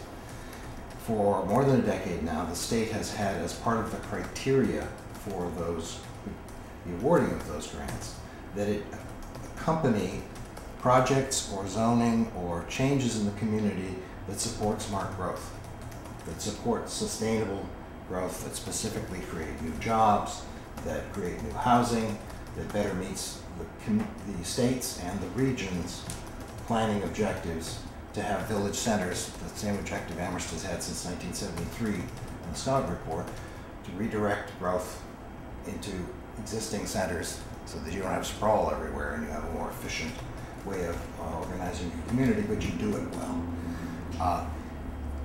Unless the community can cross that threshold when it applies for funds. We applied last fall for funds, several millions of dollars worth of funds to extend the water line from Cushman to North Amherst Village to better serve the village should the zoning occur. We didn't have new zoning in place. We were talking about it. We didn't have projects looming on the horizon that would do those smart growth things. As a consequence, the state said, nice try, but we're not going to give you the money now. Could you explain that? I mean, that's a really interesting point. I'd like to kind of, if you don't mind explaining that a little bit. So what project was that you were applying the monies for? The town applied for what's called a MassWorks grant. That's the accumulation of all of what used to be the different kinds of infrastructure and transportation grant programs into one grant program. And under that, we were applying for funds, several millions of dollars, to extend a larger water line from Cushman Village, where the water source is, where the treatment plant is, to North Amherst Center. And small sections of North Amherst Village Center itself. The town did not meet the smart growth criteria of the state because we did not have new zoning in place, although they knew we were trying to do it. We didn't have projects looming under the new zoning that would provide certain numbers of new jobs or that we could assert were going to exist, nor new housing units. This is not a reason that you do zoning. This is simply part of the filters of reality through which we try to direct the community as it says it wants to do things. Many of the North Amherst residents have said in no uncertain terms they want their intersection fixed, they want streetscapes fixed, they want someone to bring in a nice coffee shop and a variety of other goods and services. What they don't want is more student parties. Well, I think that's a pretty good description of what everybody in Amherst practically wants. In order to do that, you have to be able to pay for the infrastructure improvements, the streetscape improvements, the moving the intersection and so forth. Town can't afford to do that. You guys know better than anyone. The town can't afford to do that on its own. Under new zoning, sometimes developers can be asked to and will contribute to the improvement of infrastructure and streetscapes in the immediate vicinity of their projects. They generally don't spend millions of dollars relocating an intersection, but they will contribute to that, and the rest is state grants, and the state grants have thresholds. So it's just what's real. So all the infrastructure development money is needed for something like, say, North Amherst will come from grants and not from town's coffers? Not all. It'll be a mix. What proportion? Well, for instance, in order to do intersection improvement projects, transportation projects take years and years to get through the state process, but when it gets there to have the state funding, they like to have the project principally, or at least conceptually, designed. So that means the community has invested in planning and engineering and design for if it's an intersection or a new bridge or whatever it is, and that makes that request more competitive for the state funding. So this is not something that drives why you do zoning. It's just part of the reality that the community exists in. But it does inform the economics of the project. Yes. And I think that's what would be really instructive to us as a finance committee to understand the economics of that, because, and I had the wrong impression that the infrastructure developments that accompany these zoning changes would require massive amounts of dollars from the town. And if that's not the case, then kind of it changes the view about those things a little bit. Just to be clear about that, the infrastructure is not tied to the zoning, so there's a need for infrastructure improvements there, but to say that it accompanies the zoning is not. It's not. So the infrastructure can happen without the zoning change. They're independent. So they're independent. So okay. But there's a little tricky because you just said that it makes it more likely that we'll receive the grant. Those of us who drive over Pine Street on a regular basis, Or ride their bikes. you know, I think that it takes me out of being objective when you start throwing Pine Street into this situation, because that is one of the worst roads, and we keep postponing dealing with it as a road because we don't want to pave the road until we take care of the water main. We don't want to take care of the water main until we get the state grant. So we keep going around in the circle that we don't want to invest our own money on repairing a road, and that seems to me to be a substantial economic impact question. Okay. Did you get a specific reason why the grant was not awarded? Was because we didn't have this kind of zoning in place? It was more about the fact that we did not have projects lined up and ready to go. Somebody's private projects that were. So the projects weren't lined up and ready to go. But that may be the case, might have been the case if the zoning were in place. The projects wouldn't be lined up and ready to go either. And there are questions about what's the relative likelihood of a project going forward that are affected by the zoning. I will say this for the fourth and fifth time. This is not why you do zoning. Zoning is done for the reasons that Mr. O'Keefe has described. You want the community to make sense. You want the community to work. However, if you're looking for how you pay for all the things that you're going to do in association with improving a village center in the hopes that newly zoned village center will do wonderful things, there are ways and ways in which those funds come about. The town pays for them, the developers pay for the portions of it that are close to them, or you get state or federal grants. And the state and federal grants are tied to some indices of smart growth, which would include having intelligent zoning and projects ready to go and new housing ready to go. So if there was $100 needed for a project, can you give us? I mean, are you willing to venture a guess of what proportion of that would be funded by something like a grants and just ballpark, so that even if we won't hold you to it, it's just for education purposes. It varies. In many cases, there's a matching thing, or as I described before, it's helpful if the community has already done preliminary work. So it varies from what it is. It depends. From grant program to grant program to grant program, it's different. $5 versus 100. 10. I can try and get you that information for specific examples. For instance, the sewer project or the water project. Yeah, Doug, but I wouldn't hinge a decision too strongly on that, because there are times when we take up infrastructure things that we wholly pay for ourselves. Carpus Road's a perfect example. To my knowledge, there's no grant funding there. Now, what we do try to do is get rights of way from the property owners that we're going to dig up their edge of their property, so it doesn't cost us additional money besides the actual stuff. So I think it's difficult. I mean, that's I think part of why Mr. Tucker's hedging a bit, because it goes from 0 to some part. Could be 50%. It could be hedging a lot. And there are a lot of factors at play. So it's really difficult. And I think that's part of why we struggle with these. Yeah. Is because it's. Well, I like the tenor of the conversation. I'm seeing the value of zoning changes. And I see the value of if you open the door, it can actually change the character of that entire area and provide some not only provide good quality of life for the people living out there without being financially burdensome to the town. I can see the possibility of that, and that's why I'm very supportive as a town meeting member, as a citizen of the town of that. But as a finance committee member, I'm still kind of struggling with the things that other people are struggling with. And I think that's where we are. So yeah, I mean, the only question I have then is, once you use a tortured expression to open the door and the first new development comes in, as a result of that, has it been our experience that that in turn has a snowballing effect on encouraging other development to then follow? I guess I would say that it's very location dependent. It depends totally on the area that you're talking about. You know, in North Amherst, you've got a large parcel that's under the control of one particular property owner, so there's not, you know, the pile-on effect that you might have in other areas. So it's hard to give a specific.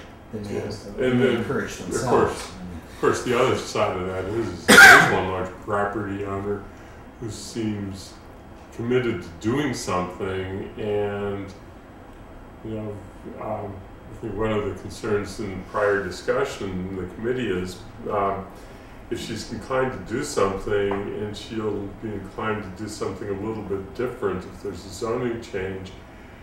Is one of them, is the new approach going to provide more or less new growth potential for our taxation? And, you know, Unknowable. No.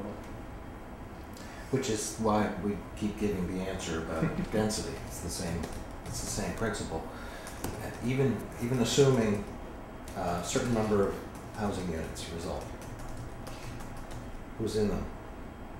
There are different costs associated with different demographics. One of the things that the North Amherst residents who are concerned about this have repeatedly said is there doesn't seem to be enough provision anywhere for families.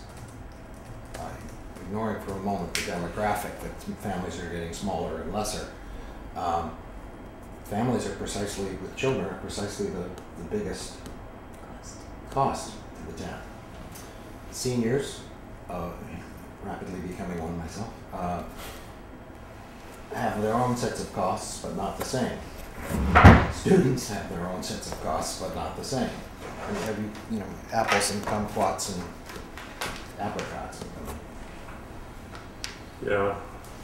I don't know if there's more that can be said, Mary Lou. Well, it's not financial either, but one question might come up again is there's a plan someone's coming up with a plan for the Gateway project. They're looking at what kinds of people would come to town.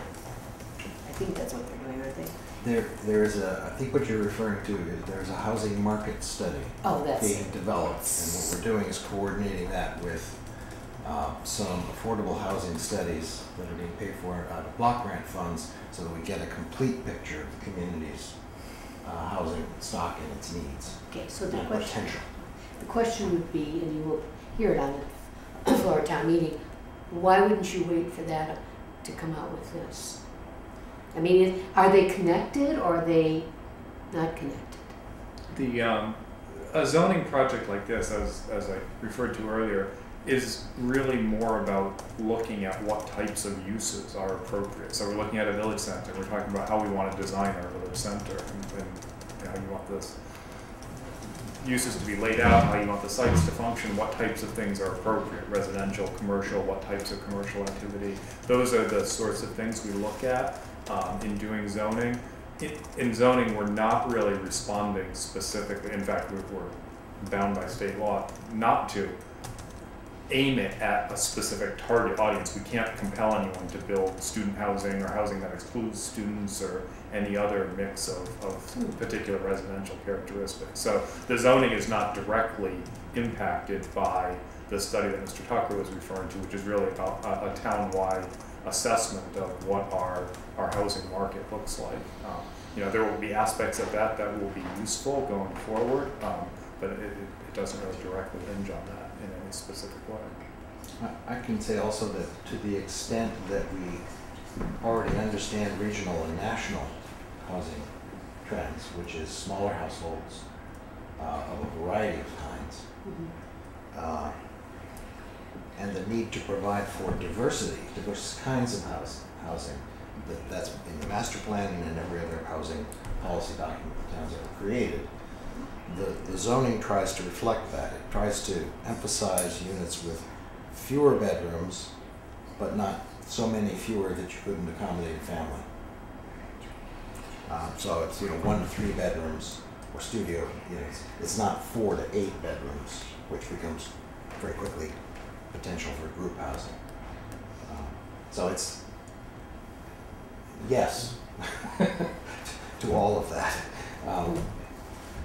Trying to meet all of the needs without specifically excluding anybody or without specifically including only certain groups.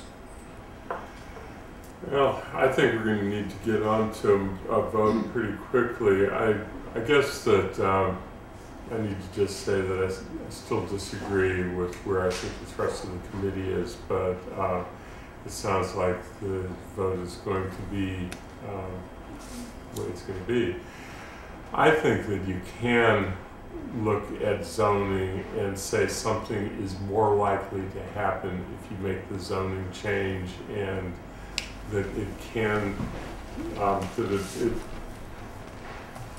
can lead to more and better development, and more and better development creates higher levels of new growth than poor development. Poor development produces less new growth value and doesn't encourage additional new growth in the vicinity, because people aren't going to want to spend the money developing in an area that they don't find attractive.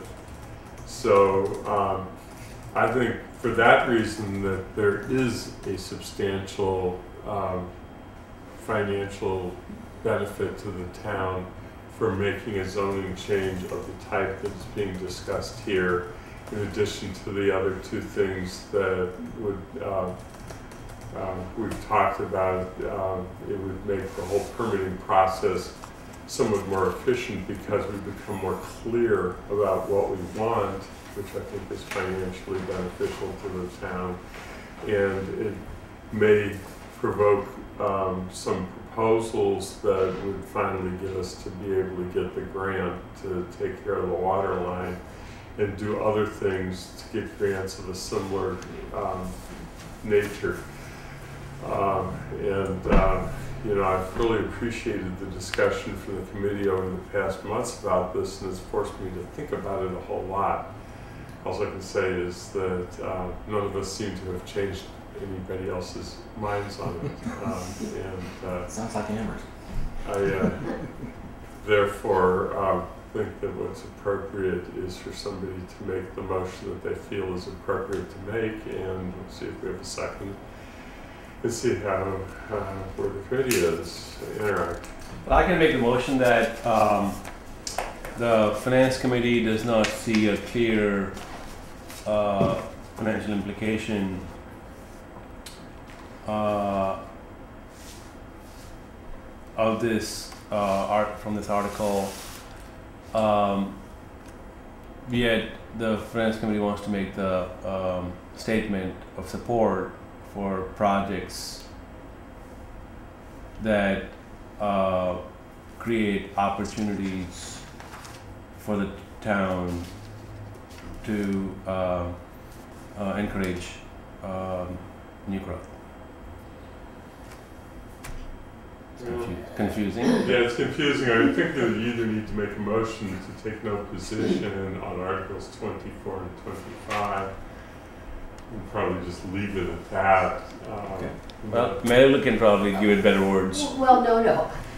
You missed the earlier part of the meeting where we went through this whole thing before. But basically, we just make a motion to recommend or not to recommend, and then everything you said goes into the discussion. No, we first actually are into a preliminary discussion. That is, whether we think that there is sufficient financial impact to these two articles to warrant taking a position.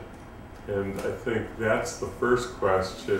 You decide, do you take a position or not take a position, and then you go on if you're taking a position to the second question. Okay. I think there is not. Is that a motion? Yeah, No. let's go. Let's just have it, Andy just wants to have a preliminary discussion. No, I thought you said a I motion. mean, I think if we have a Before. motion, we still can have Before. discussion on the motion, but I do want to move this on as a matter of process. Janice. I move that we take no position on Second. two articles. Okay. So Janice and Anurag, did you second? Yes. So it is to take no position, and now you can speak to your motion if you have more to say. Point of order, Yes. what we usually say is no recommendation. Okay. Cool. Is that okay? Fine. Use the term no recommendation, but that is the motion that's there, and we've had substantial discussion on it. But if there's things that Can I have the words of the motion? just that We it's a take motion that we take no, we have no recommendation on Articles 24 and 25. Yes, Mary Lynn. And then I'd like to hear what Amherst has to say as maybe making that part of our statement to town meeting. Well, I already botched the first one. No, that's a part of it. That's part of it. That Oh, goes okay. into our statement as to why we can take a position, but you still can encourage them to do something. Well, I think I already seconded the motion that we make no recommendation on Articles 24 and 25. And I think my position, and I suspect there are some of the others, is that we like the idea of creating new opportunities for the town to expand the tax base, and we commend the planning board for pursuing this zoning change. But we do not see the analysis and the numerical analysis and financial implications clearly enough to be able to take a position on this. I'm not the right one for the words today. So. Wouldn't it be easier to just say that after substantial discussion that the committee, the majority of the committee was unable to conclude that there was sufficient indications of financial impact to enable it to Say that make a again. recommendation? Yeah, can you say That that there again? isn't enough information or evidence of financial impact to warrant the committee making a recommendation. I think the more we fuss around with it, the more confused the statement is going to be, and that seemed to be what the statement was. What I have is, after substantial discussion, the committee felt there is not enough evidence of financial impact to warrant the committee making a recommendation. Yeah, I think that's what you're getting at.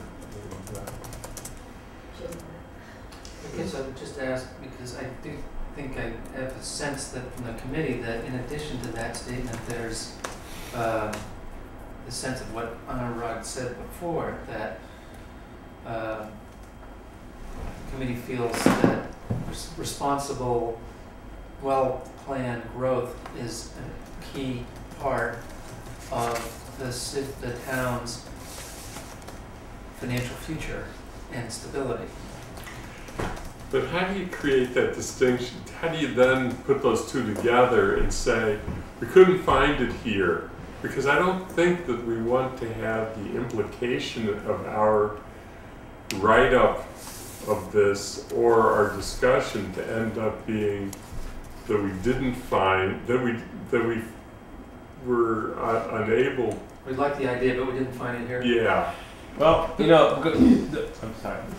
Yeah, John. If I may, perhaps a way of approaching that is to distinguish between the general and the specific. So I think that we certainly feel that this is in the town's long-term best interest, both in terms of quality of life and probably financially as well. It sounds like you have a general sense of agreement with that, but that it's specifically difficult or impossible to quantify that or to prove it. So I think you're operating from a position of needing to prove or to have proof of a specific financial impact, and it's difficult or impossible to do that. So it sounds like you're expressing support, but that you can't express that support in quantifiable financial terms, which is understandable. That's right. Can you write that in the Well, you play the tape back. Yeah, why should we take? If I may. Yes, go ahead. I think, I spoke earlier about taking that position. I believe changed my mind a bit. Just to, so I think that notion of the specific and the general, we do take positions on things where it's general.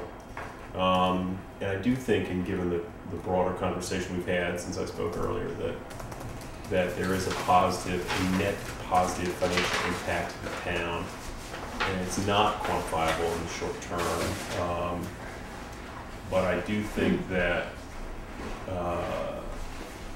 and again, this is opinion, that some of those even aesthetic sort of things do have a long-term impact and a long-term positive impact on our tax base, and the fact that properties that are designed well function longer at a high level and therefore maintain their property value have a long-term benefit. So it's a long way of saying I'm going to vote against the motion, but that's kind of where I'm at this point. But it does, I fully understand and get the struggle we go through with these, and why a no recommendation is an entirely valid position as well. Yeah, because I look at it, and I was just looking at our report, which is, by the way, out, and you guys did a great job. It's great. Street acceptances. We supported street acceptances on Articles 5 and 6. I'm not sure that we could or did identify any quantifiable financial impact on the town.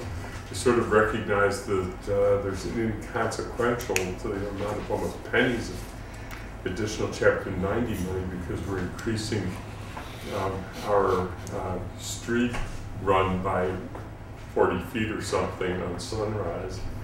And there are always ones in here where we take positions where I don't think that we have any more evidence than we have in this one. Yeah, right, Dennis? Go ahead, Dennis. Okay. There is a plan that was submitted, I read in the paper, under the current zoning for North Amherst. So that could be grandfathered in, right? So if this does pass, then that property owner would have a choice of which to do. Yes. So there would be some improvement one way or the other, I assume. That is, if I may, it's a procedural, almost parliamentary action under state law. That if you file a preliminary subdivision plan, showing a cul-de-sac or whatever, you freeze the zoning in place.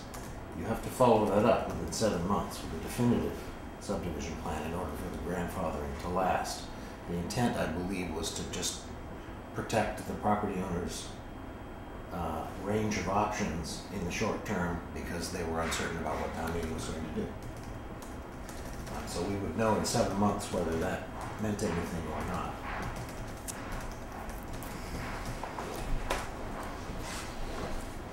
Yes, right. I just see, I'm still supporting the motion. I see that there are routine issues like street acceptances, which needs to be taken on as a routine matter, operating matter, versus substantial change, where the uncertainty is much higher. So I just want to restate the support for the motion. Well, I don't know that there's much more that can be said. Looking around the room for anybody who's present, I think there's more that can be said, otherwise I'll call for the vote. Jonathan? I'm not sure this is going to push things one direction or another, but in October of 1983, town meeting adopted the design review section of the zoning bylaw. And I think it would be hard to argue, although it would be even more difficult to quantify, that the effect of having those design regulations in downtown Amherst has not been financially beneficial over the years, because it has ensured that what you saw walking down the street and what visitors saw walking down the street was an attractive and coherent and vital physical setting. And that has affected the ability of people to use the storefronts, to charge nice high rents, and to attract people to it. So again, can we quantify that? Unless we set out to do that beginning in October of 1983, I don't think we could. But I think that's a real example of what design regulations, which is what form-based zoning is, can do. Well, thank you. So I guess at this point, I'll call for a vote for the motion. All in favor indicate by raising hands. So we have 4, all opposed to his hands, 2, so it's 4-2, 1 member absent. So then we need to talk about parking provision. In general, are there questions about residential parking design regulations that are being proposed? And after the general question, then the question is whether there is financial impact that proceeds.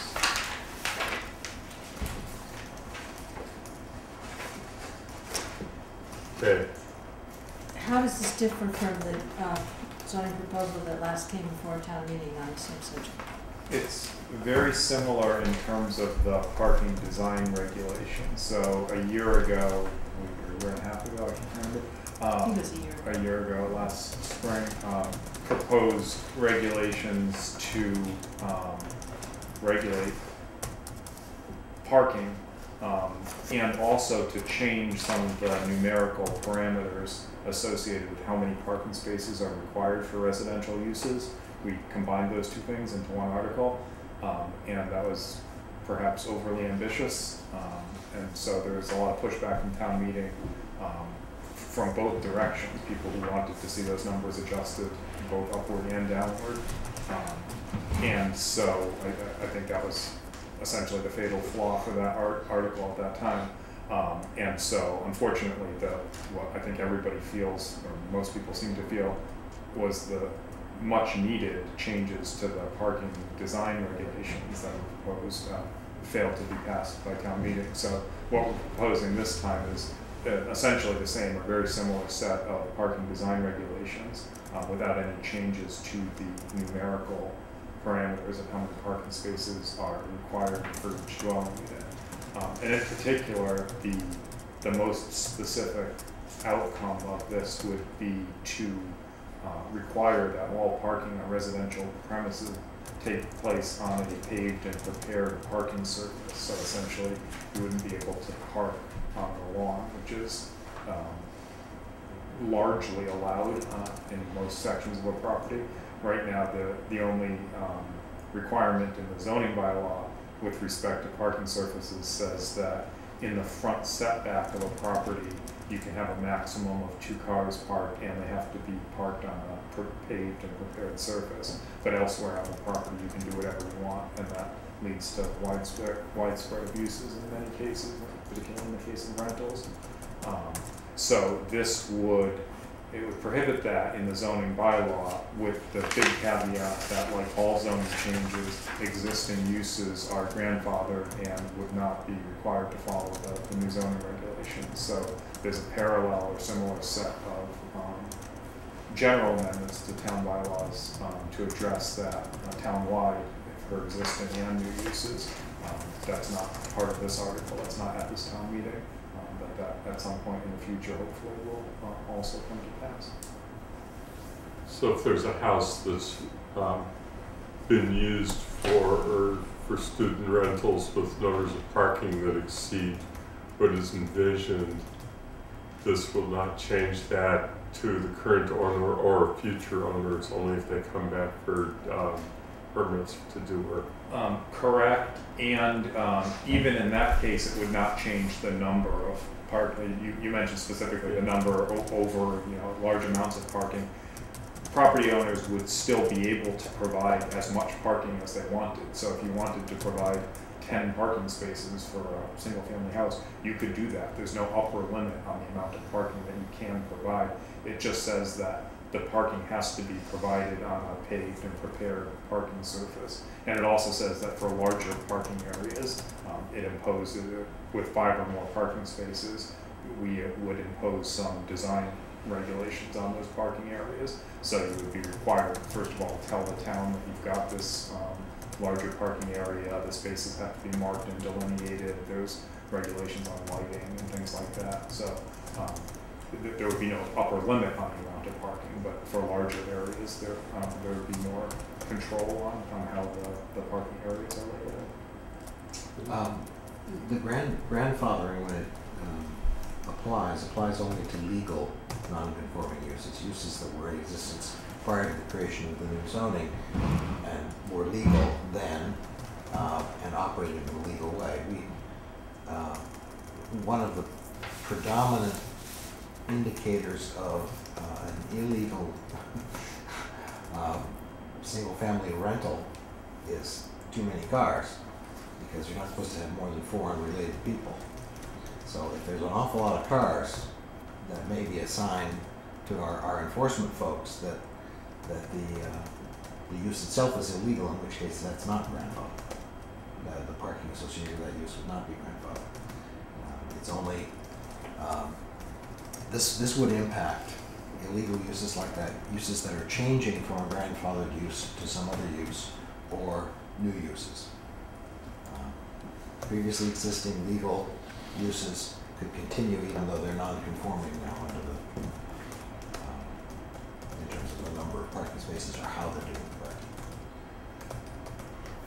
So Kay, were you going to the next step on that, your question? Yeah, go ahead. Last year, I move we make no recommendation.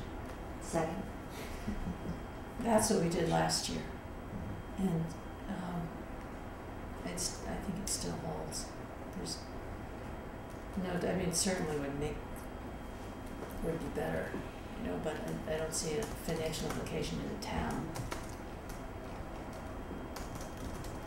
The motion on the floor has been seconded, I think, by you, Janice?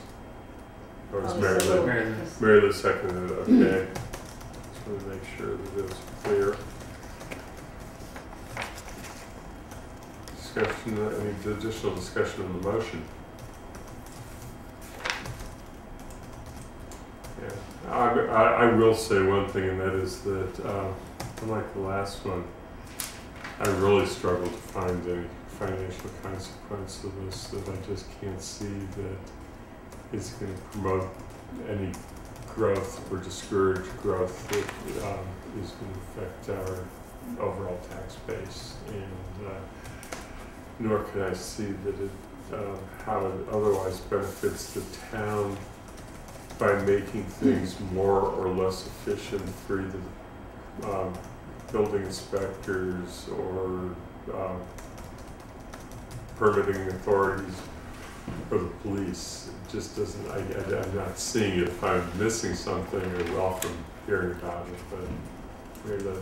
Well, I think, I voted against it, and I still maintain that position, but I think there's something about property values in all of these neighborhoods. You see this type of housing coming into a neighborhood, and then suddenly 3 houses over, there's another one with all these cars, and it begins to be really unattractive. And I wish there were some way or some data you could get from somewhere about aesthetic value that you could put a dollar figure on, because that would be really helpful.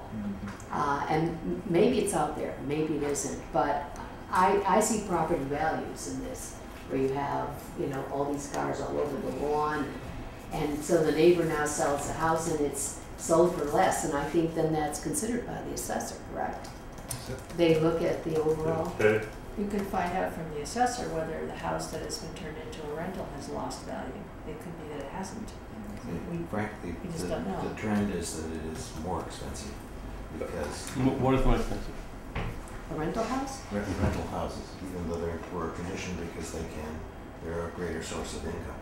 Yeah, just along those lines, I mean, I certainly know in my own personal neighborhood there's some pressure along those lines, and what I see is that if you're investing in a house for rental, you can afford to pay more than base price because you're going to recoup that over time because the number of paying people, if you think about a family of four, the sort of per person cost that a family of four can afford versus 4 adults, students, whatever, can pay, there's a value add there for a rental property, and that's, I think, the economic pressure in a neighborhood that drives owner-occupied homes out to some extent.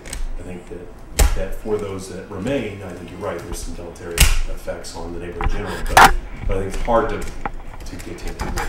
And if you're assessing, and the assessors go with comparable sales, so if the rental property sells for more because it's got more income, then it's going to raise the property values of everybody in there. And so it's worth pointing out, as the chair has already noted, that changes in assessed values are not going to have a direct impact on our tax base anyway. Right. It just reassigns who pays what. It doesn't change it doesn't make our levy any larger unless you're actually creating new growth. Same. In fact, I have no data to back this up, but I would venture to guess that if you have single-family houses owned by single families, and they turn over from time to time, and people put in the new kitchen or whatever, that's more likely to happen than a rental property which somebody allows to sit for years. And so you get more new growth, I would bet, when you have real single-family houses than you do rental properties that don't have a lot of investment in them. But it seems to me that in the end, the real progress in this isn't going to come out of this particular bylaw, but it's going to come out of parking regulation bylaw. Yeah. It's just one of the tools in the toolbox that we have available to us. So, are we ready to come to a vote on the motion that's on the floor with no recommendation? All in favor indicate with raising hands. Okay, this one is 6-0. This one member absent. All right. Yes, John? I have a question about the previous 2 articles. The discussion about your statement, did that pertain to the statement that's in the Finance Committee report, or the statement that you make on the floor of town meeting, or both? I think it's a Finance Committee report, and the statement we'll probably make on the floor of town meeting may just be that we have no recommendation, and not actually make an additional statement. What do you think, Kay? So, if I could just follow up on that, I raised that issue only because you came to a split vote on the very question of deciding whether or not to take a position, and I would just encourage you, or hope that you could explain that as best you can, so as to avoid creating the impression that the committee itself is split on the overall merits of the article. Yeah, no, I think we want will be people to come away with that impression if that's untrue. Yeah, we'll be careful on that, and I'll be glad to share the draft with you too, which we've done in the past in various times. But the opinion, I understand the case, because this is a person who's on the other side of this. Where I understand this is that the majority vote was taking a position because of a very narrow reason, that we couldn't find the information necessary to make the financial calculation, and the 2 members thought that, who were in the minority, went even one step beyond that, thought the information was available. So if written correctly, and it should be, all positions were in support of the principle of zoning as being an appropriate way to create new growth revenue. It's an evidence question, not a principle question. We could almost just take our what was in our report to the fall town meeting, and just flip it, because it was the same discussion, just the vote went the other way. We felt definitely we had to explain the minority vote, that we weren't voting not to recommend the zoning article. We started off that meeting with a motion to make no recommendation, and that lost. And then we had a motion to recommend, and so that was a split vote. This time it was a split vote, just split the other way. But there was never there was no ever proposal to recommend against it. And I'm sure we will say that. We did say that at the fall town meeting. So you explained that ably at fall town meeting, I Yeah. recall. The only reason I raise it is just because people sort of look at things on the surface level sometimes and don't dig deeply or pay as much attention to the process as you all have paid into it in 2 hours of discussion tonight. So just Wasn't the first night. no doubt. So, yeah, I mean, we will do it initially in writing, and because then people can't mistake clarity. We included that explanation in our report last fall too. Yes. Yeah, well, thank you. I Thank you. appreciate it. This has been very educational and helpful. So, what we have left to do, Sandy, I guess we have cherry sheets to now, so there is no information. Yes, hand those out. Good news? Well, it's the same thing. Preliminary. It's preliminarily good. Well, That's my you got it. You don't have the cherry sheet.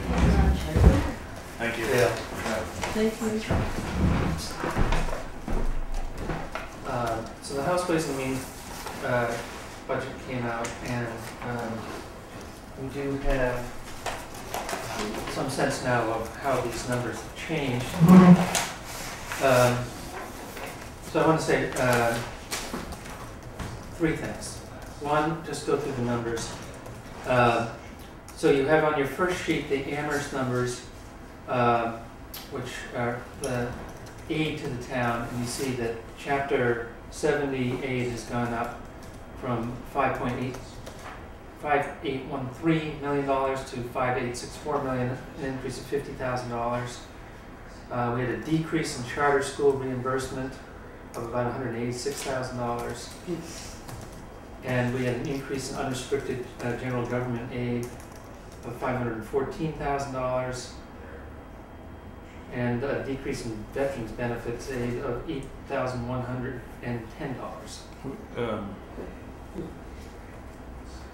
That's the 196, 112. So chapter 70, so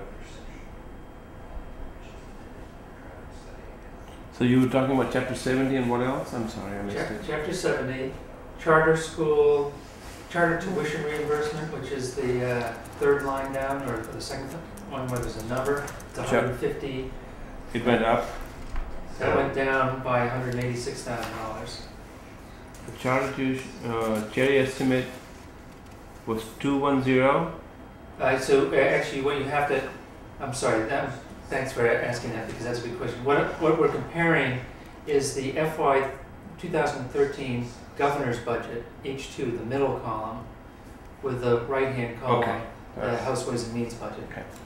And then just for comparison purposes, you have what the numbers were for the current year. Sure. So it's chapter 70 charter, and which ones were you pointing out? Unrestricted. Unrestricted, which is up by $514,000. And then veterans benefits. Veterans was down by $8,110, and everything else is the same. Do we know why charter tuition reimbursement would go down by that amount? Well, I think it's because if you then go to the next page, these are the assessments against the town. And they are all the same between the House Ways and Means budget and the governor's budget, except for down near the bottom, the very last one under tuition assessments is charter school sending tuition. And House Ways and Means, the charge to us is $867,020, which is $192,628 less than the governor's budget. So both our charter school sending and our reimbursements both went down. So we overall sent fewer kids to charter schools and got reimbursed for it less. Okay. Okay. So except that's wash. Right. 16 is good. Yeah.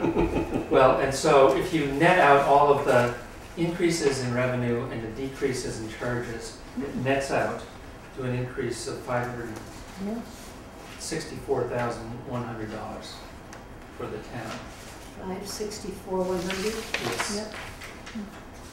And then the last sheet is the region.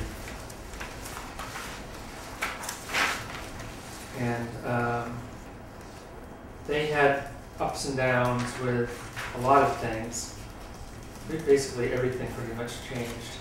But at the end of the day, it netted out to a difference from the governor's budget of $8,979. I need to confirm what they finally built their budget on. The original school committee budget was different from the governor's budget, but Rob Detweiler's on vacation I'm this week. sorry, Sandy, I'm a little bit slow today. Can you explain those numbers again? The last sheet, the numbers, and the Sure. second sheet, the numbers. So on the last sheet, the regional district has all of its aid and its charges on one page. So the top half of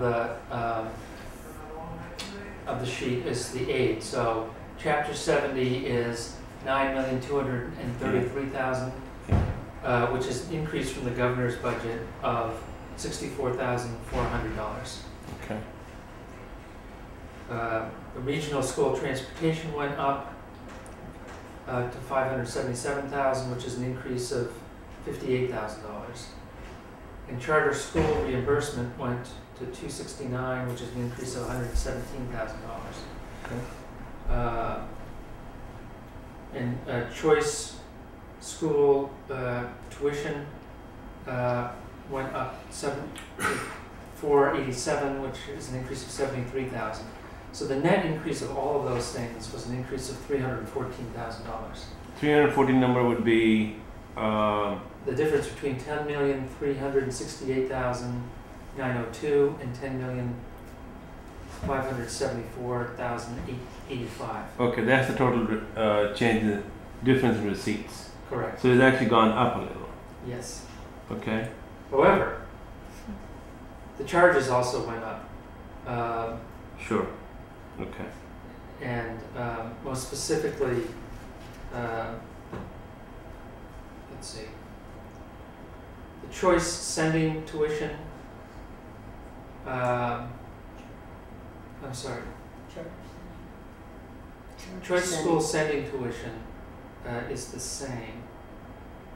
Yeah. That is the same. So the charter school spending tuition, sending tuition. Right, that is up. But the net is still up, right? 9254 minus 9179. So that's still a positive number.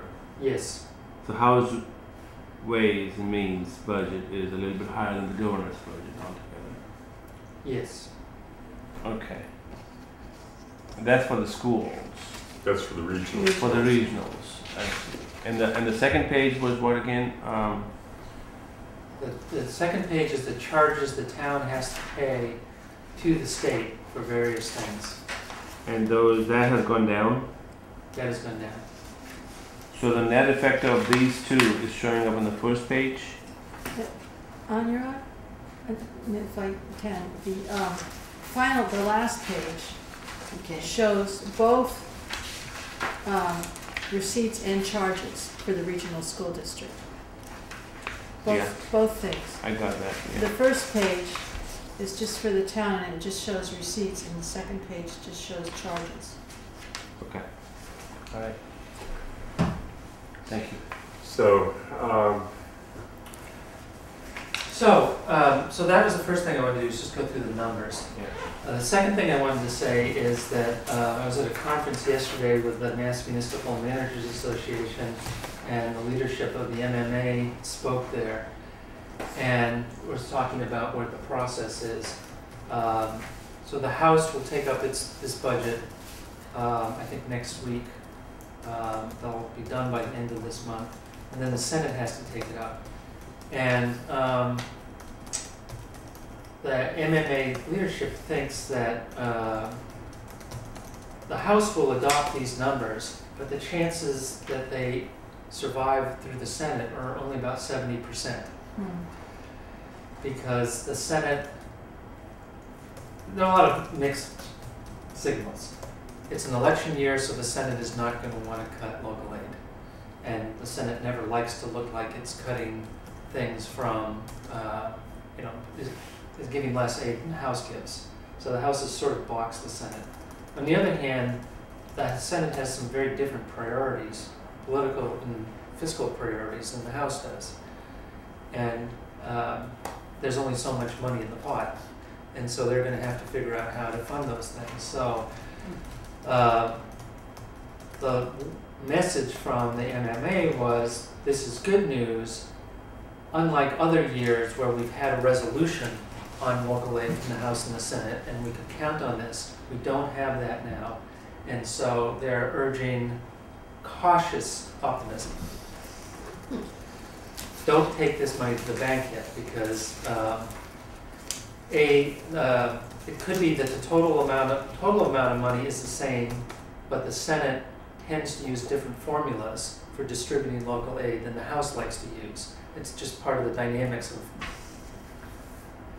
whom they represent. So the total amount the state is spending could be the same, but the amount Amherst gets could be higher or lower. And we really won't know that until the Senate budget comes out, and then until we see what the conference committee comes up with. So that's the second thing I wanted to say. Still a high degree of uncertainty. The MMA is pushing for a local aid resolution, but that hasn't happened yet, and we don't know if it's going to happen this year. Last year it had already happened by this time, so or in previous years even. And then the third thing I just wanted to say is I know that there will be a temptation on the part of some people to want to spend this money immediately. But I would just reiterate some of the things that we said last time. I'll give you 7 reasons why I think we need to be careful. First is that we've had extraordinary luck with health insurance.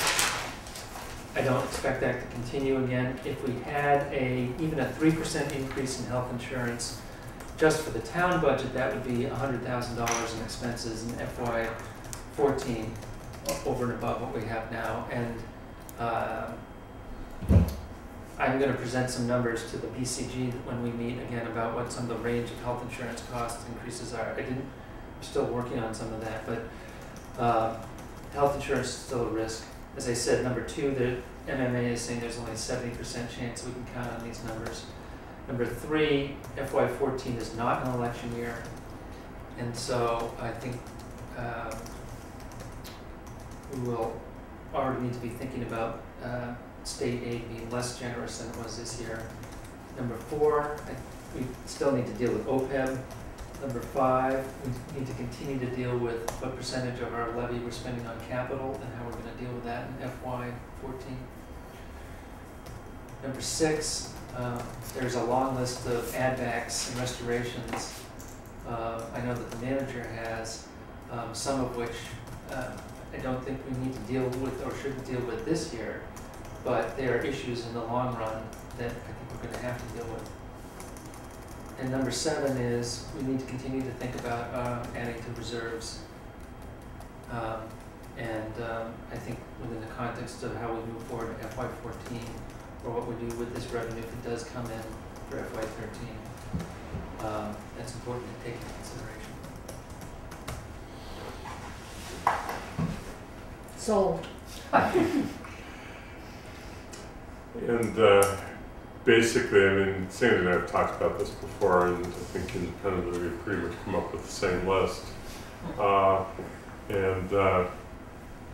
But you had a couple of them that I didn't have. But the reality is that my intention, and I don't think I need a motion to do this, is that when I give the oral report at the beginning of the budget discussion at a town meeting on the 30th, that this will probably be the major theme.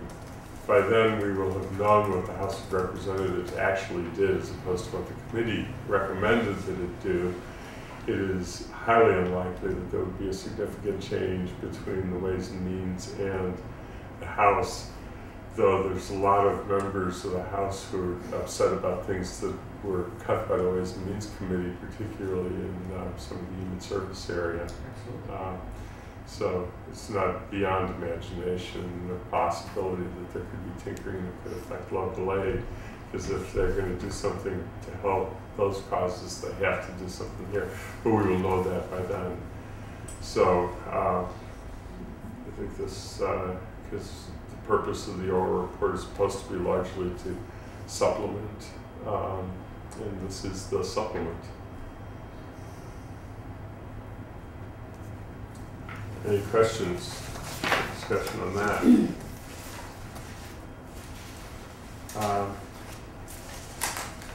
I put on the agenda reconsideration of any budget sections as necessary and reconsideration of any non-budget articles as necessary. I didn't have any in mind, however, I put it on so that if any of you did, that it would be within the context of the agenda and the meeting notice. But so unless somebody has something they want to say or speak to on either of those items, then we'll move it along. Hearing none, then there was a question that was raised at the beginning of the meeting about the fact that there were several budget sections where we had not assigned speakers. And that is absolutely correct. It was noted today when we had the warrant review meeting, which is where the draft script is developed, it is presented and then developed. And of course, this is where there are lots of polls. So 5, 6, and 7 are street acceptances, which will be select board motions, and the Harkness Road easement, which will be a select board. Typically, but not always, we just say we recommend, and leave it at that, or say recommend for the same reasons stated. Is there anybody who's desirous of taking on an additional minor role? Well, I'll say that. Okay, unless Anurag, you want? I mean, this is an easy one. Okay, we'll go to Mary Lou, all three. And I think there was one other that somebody here had mentioned, is it 21? Only one, yeah, Community Preservation Act, but that's usually just recommended as a use. I must tell you, Kay, that at the warrant review meeting, I suggested that they pencil you in, and I would let Deborah Russell know if you were unwilling to do that, because I didn't know if there was anything to be said also from JCPC's side on it, and if there was, if we could cover it. You appointed you in anyway? For the 21. Sure, I can say. All right. And it is an appropriate use of CPA funds as well as anybody else. Okay, so that is put in there. I did put myself in for 22 and 23, the free cash and stabilization fund, and there will have to be a motion under free cash regardless because of our school's budget. What I'm going to do is go through the script tomorrow and write up a list of the speaking assignments as I understand them. Yes? Or did anybody speak to 24 and 25? We did last year. This year, our vote is different.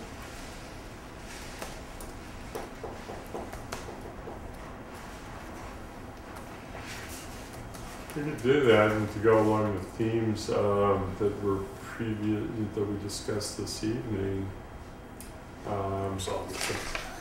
Sit Bob solving those because missed the entire discussion. Gee, I was going to ask you, Doug.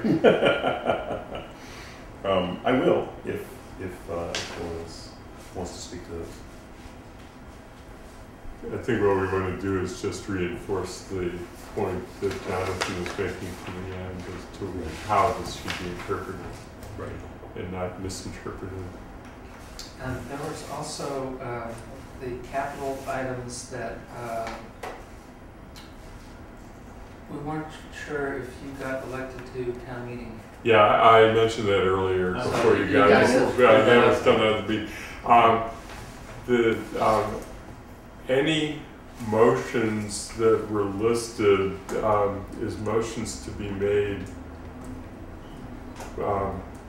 by one of us on behalf of Doug, where Doug was then listed as speaker. I made the blanket request this morning to just switch those from Doug as speaker, but not to make her the motion to Doug doing both. Same thing for the Are you reserve. doing both now? Yeah, he makes the motion I'll make- because he's able to do so. So last fall I wasn't a town Oh, meeting member. right. I was so just, had but the to- way it sounded like you weren't this spring either, but you are in. I am. Janice, just got noticed. Janice, you're a member, right? Did you run to? I did. You twisted your All right, you remember? Yeah. So for Article 14, the script originally listed a motion by Andy, but and for you making the statement, but you will make this the motion on Article 14. I'm making the 14. Yes, I'm making the motion on the 14. yes. And I'll need heavy coaching on that, so that's okay. it's a very simple statement, and I can actually write it. Yeah, I mean, it's pretty well stated in the Finance Committee report, and it's just restating the same thing. But I'll talk about it at a different time. So I think that covers it. So what I'm going to do is I'm going to take the script and I will just reduce it to the list of articles and who the mover, if it is a Finance Committee motion, otherwise I'll leave that off, and who the speaker is on each of these, and I will send it to all of you. And if there's any questions you have about it, then you can just contact me back. So that's how we will proceed. Are there any member reports, liaisons, from liaisons and committees? The BCG has not met, it will meet next week for the reason that Sandy's already reported, so I don't have to repeat that. And I will send you the summary points in the next meeting. So we have minutes in next meeting and we're done. Minutes, the only one I'm aware of is that maybe the longest those that we just received from Janice for We 12. have Mary Rose. And Mary Lou's coming in today too. Oh, I didn't send mine out again after I got corrections, because I only got corrections from Kay, and I didn't know if anybody else had comments. I had only one comment that was so minor, and I only found it when I was reading it before dinner tonight. So I just a typo. Let's see, what was the meeting date? March 29th. March 29th. Is there any questions, anything on the March 29th? I know I've read this several times.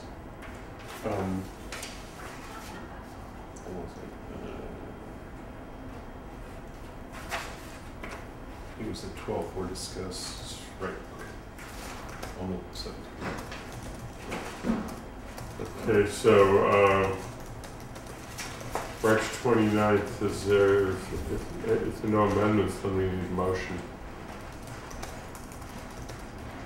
Move we Okay. approve the minutes of March 29th. A second. Okay. We have motions from made by Kay, by Janice. Quorum present, all in favor indicate by raising hands. 4, 5. I was here that day. Yes, you were. So it's 5-0, 2 members absent. At the time of the vote. And the 12th, I Have a couple of things. don't have the copy. The 12th. I don't have a copy either. I do, haven't and so finalized I will, yet. Cheryl will give these to you, but if you want to make these changes. So regarding the minutes of the This is 12th, only the first, yeah. Why don't we wait till Janice? okay, Janice. Or Okay. tell me what they are at some point.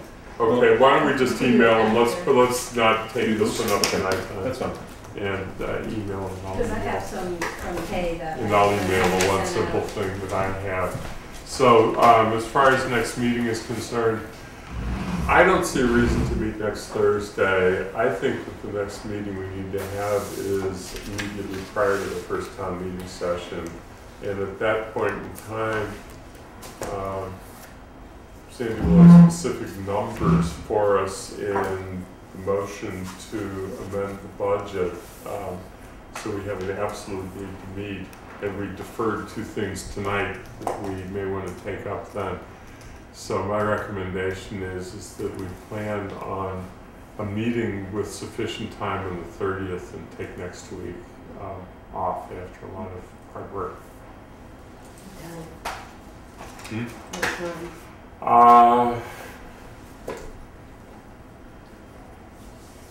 And this one,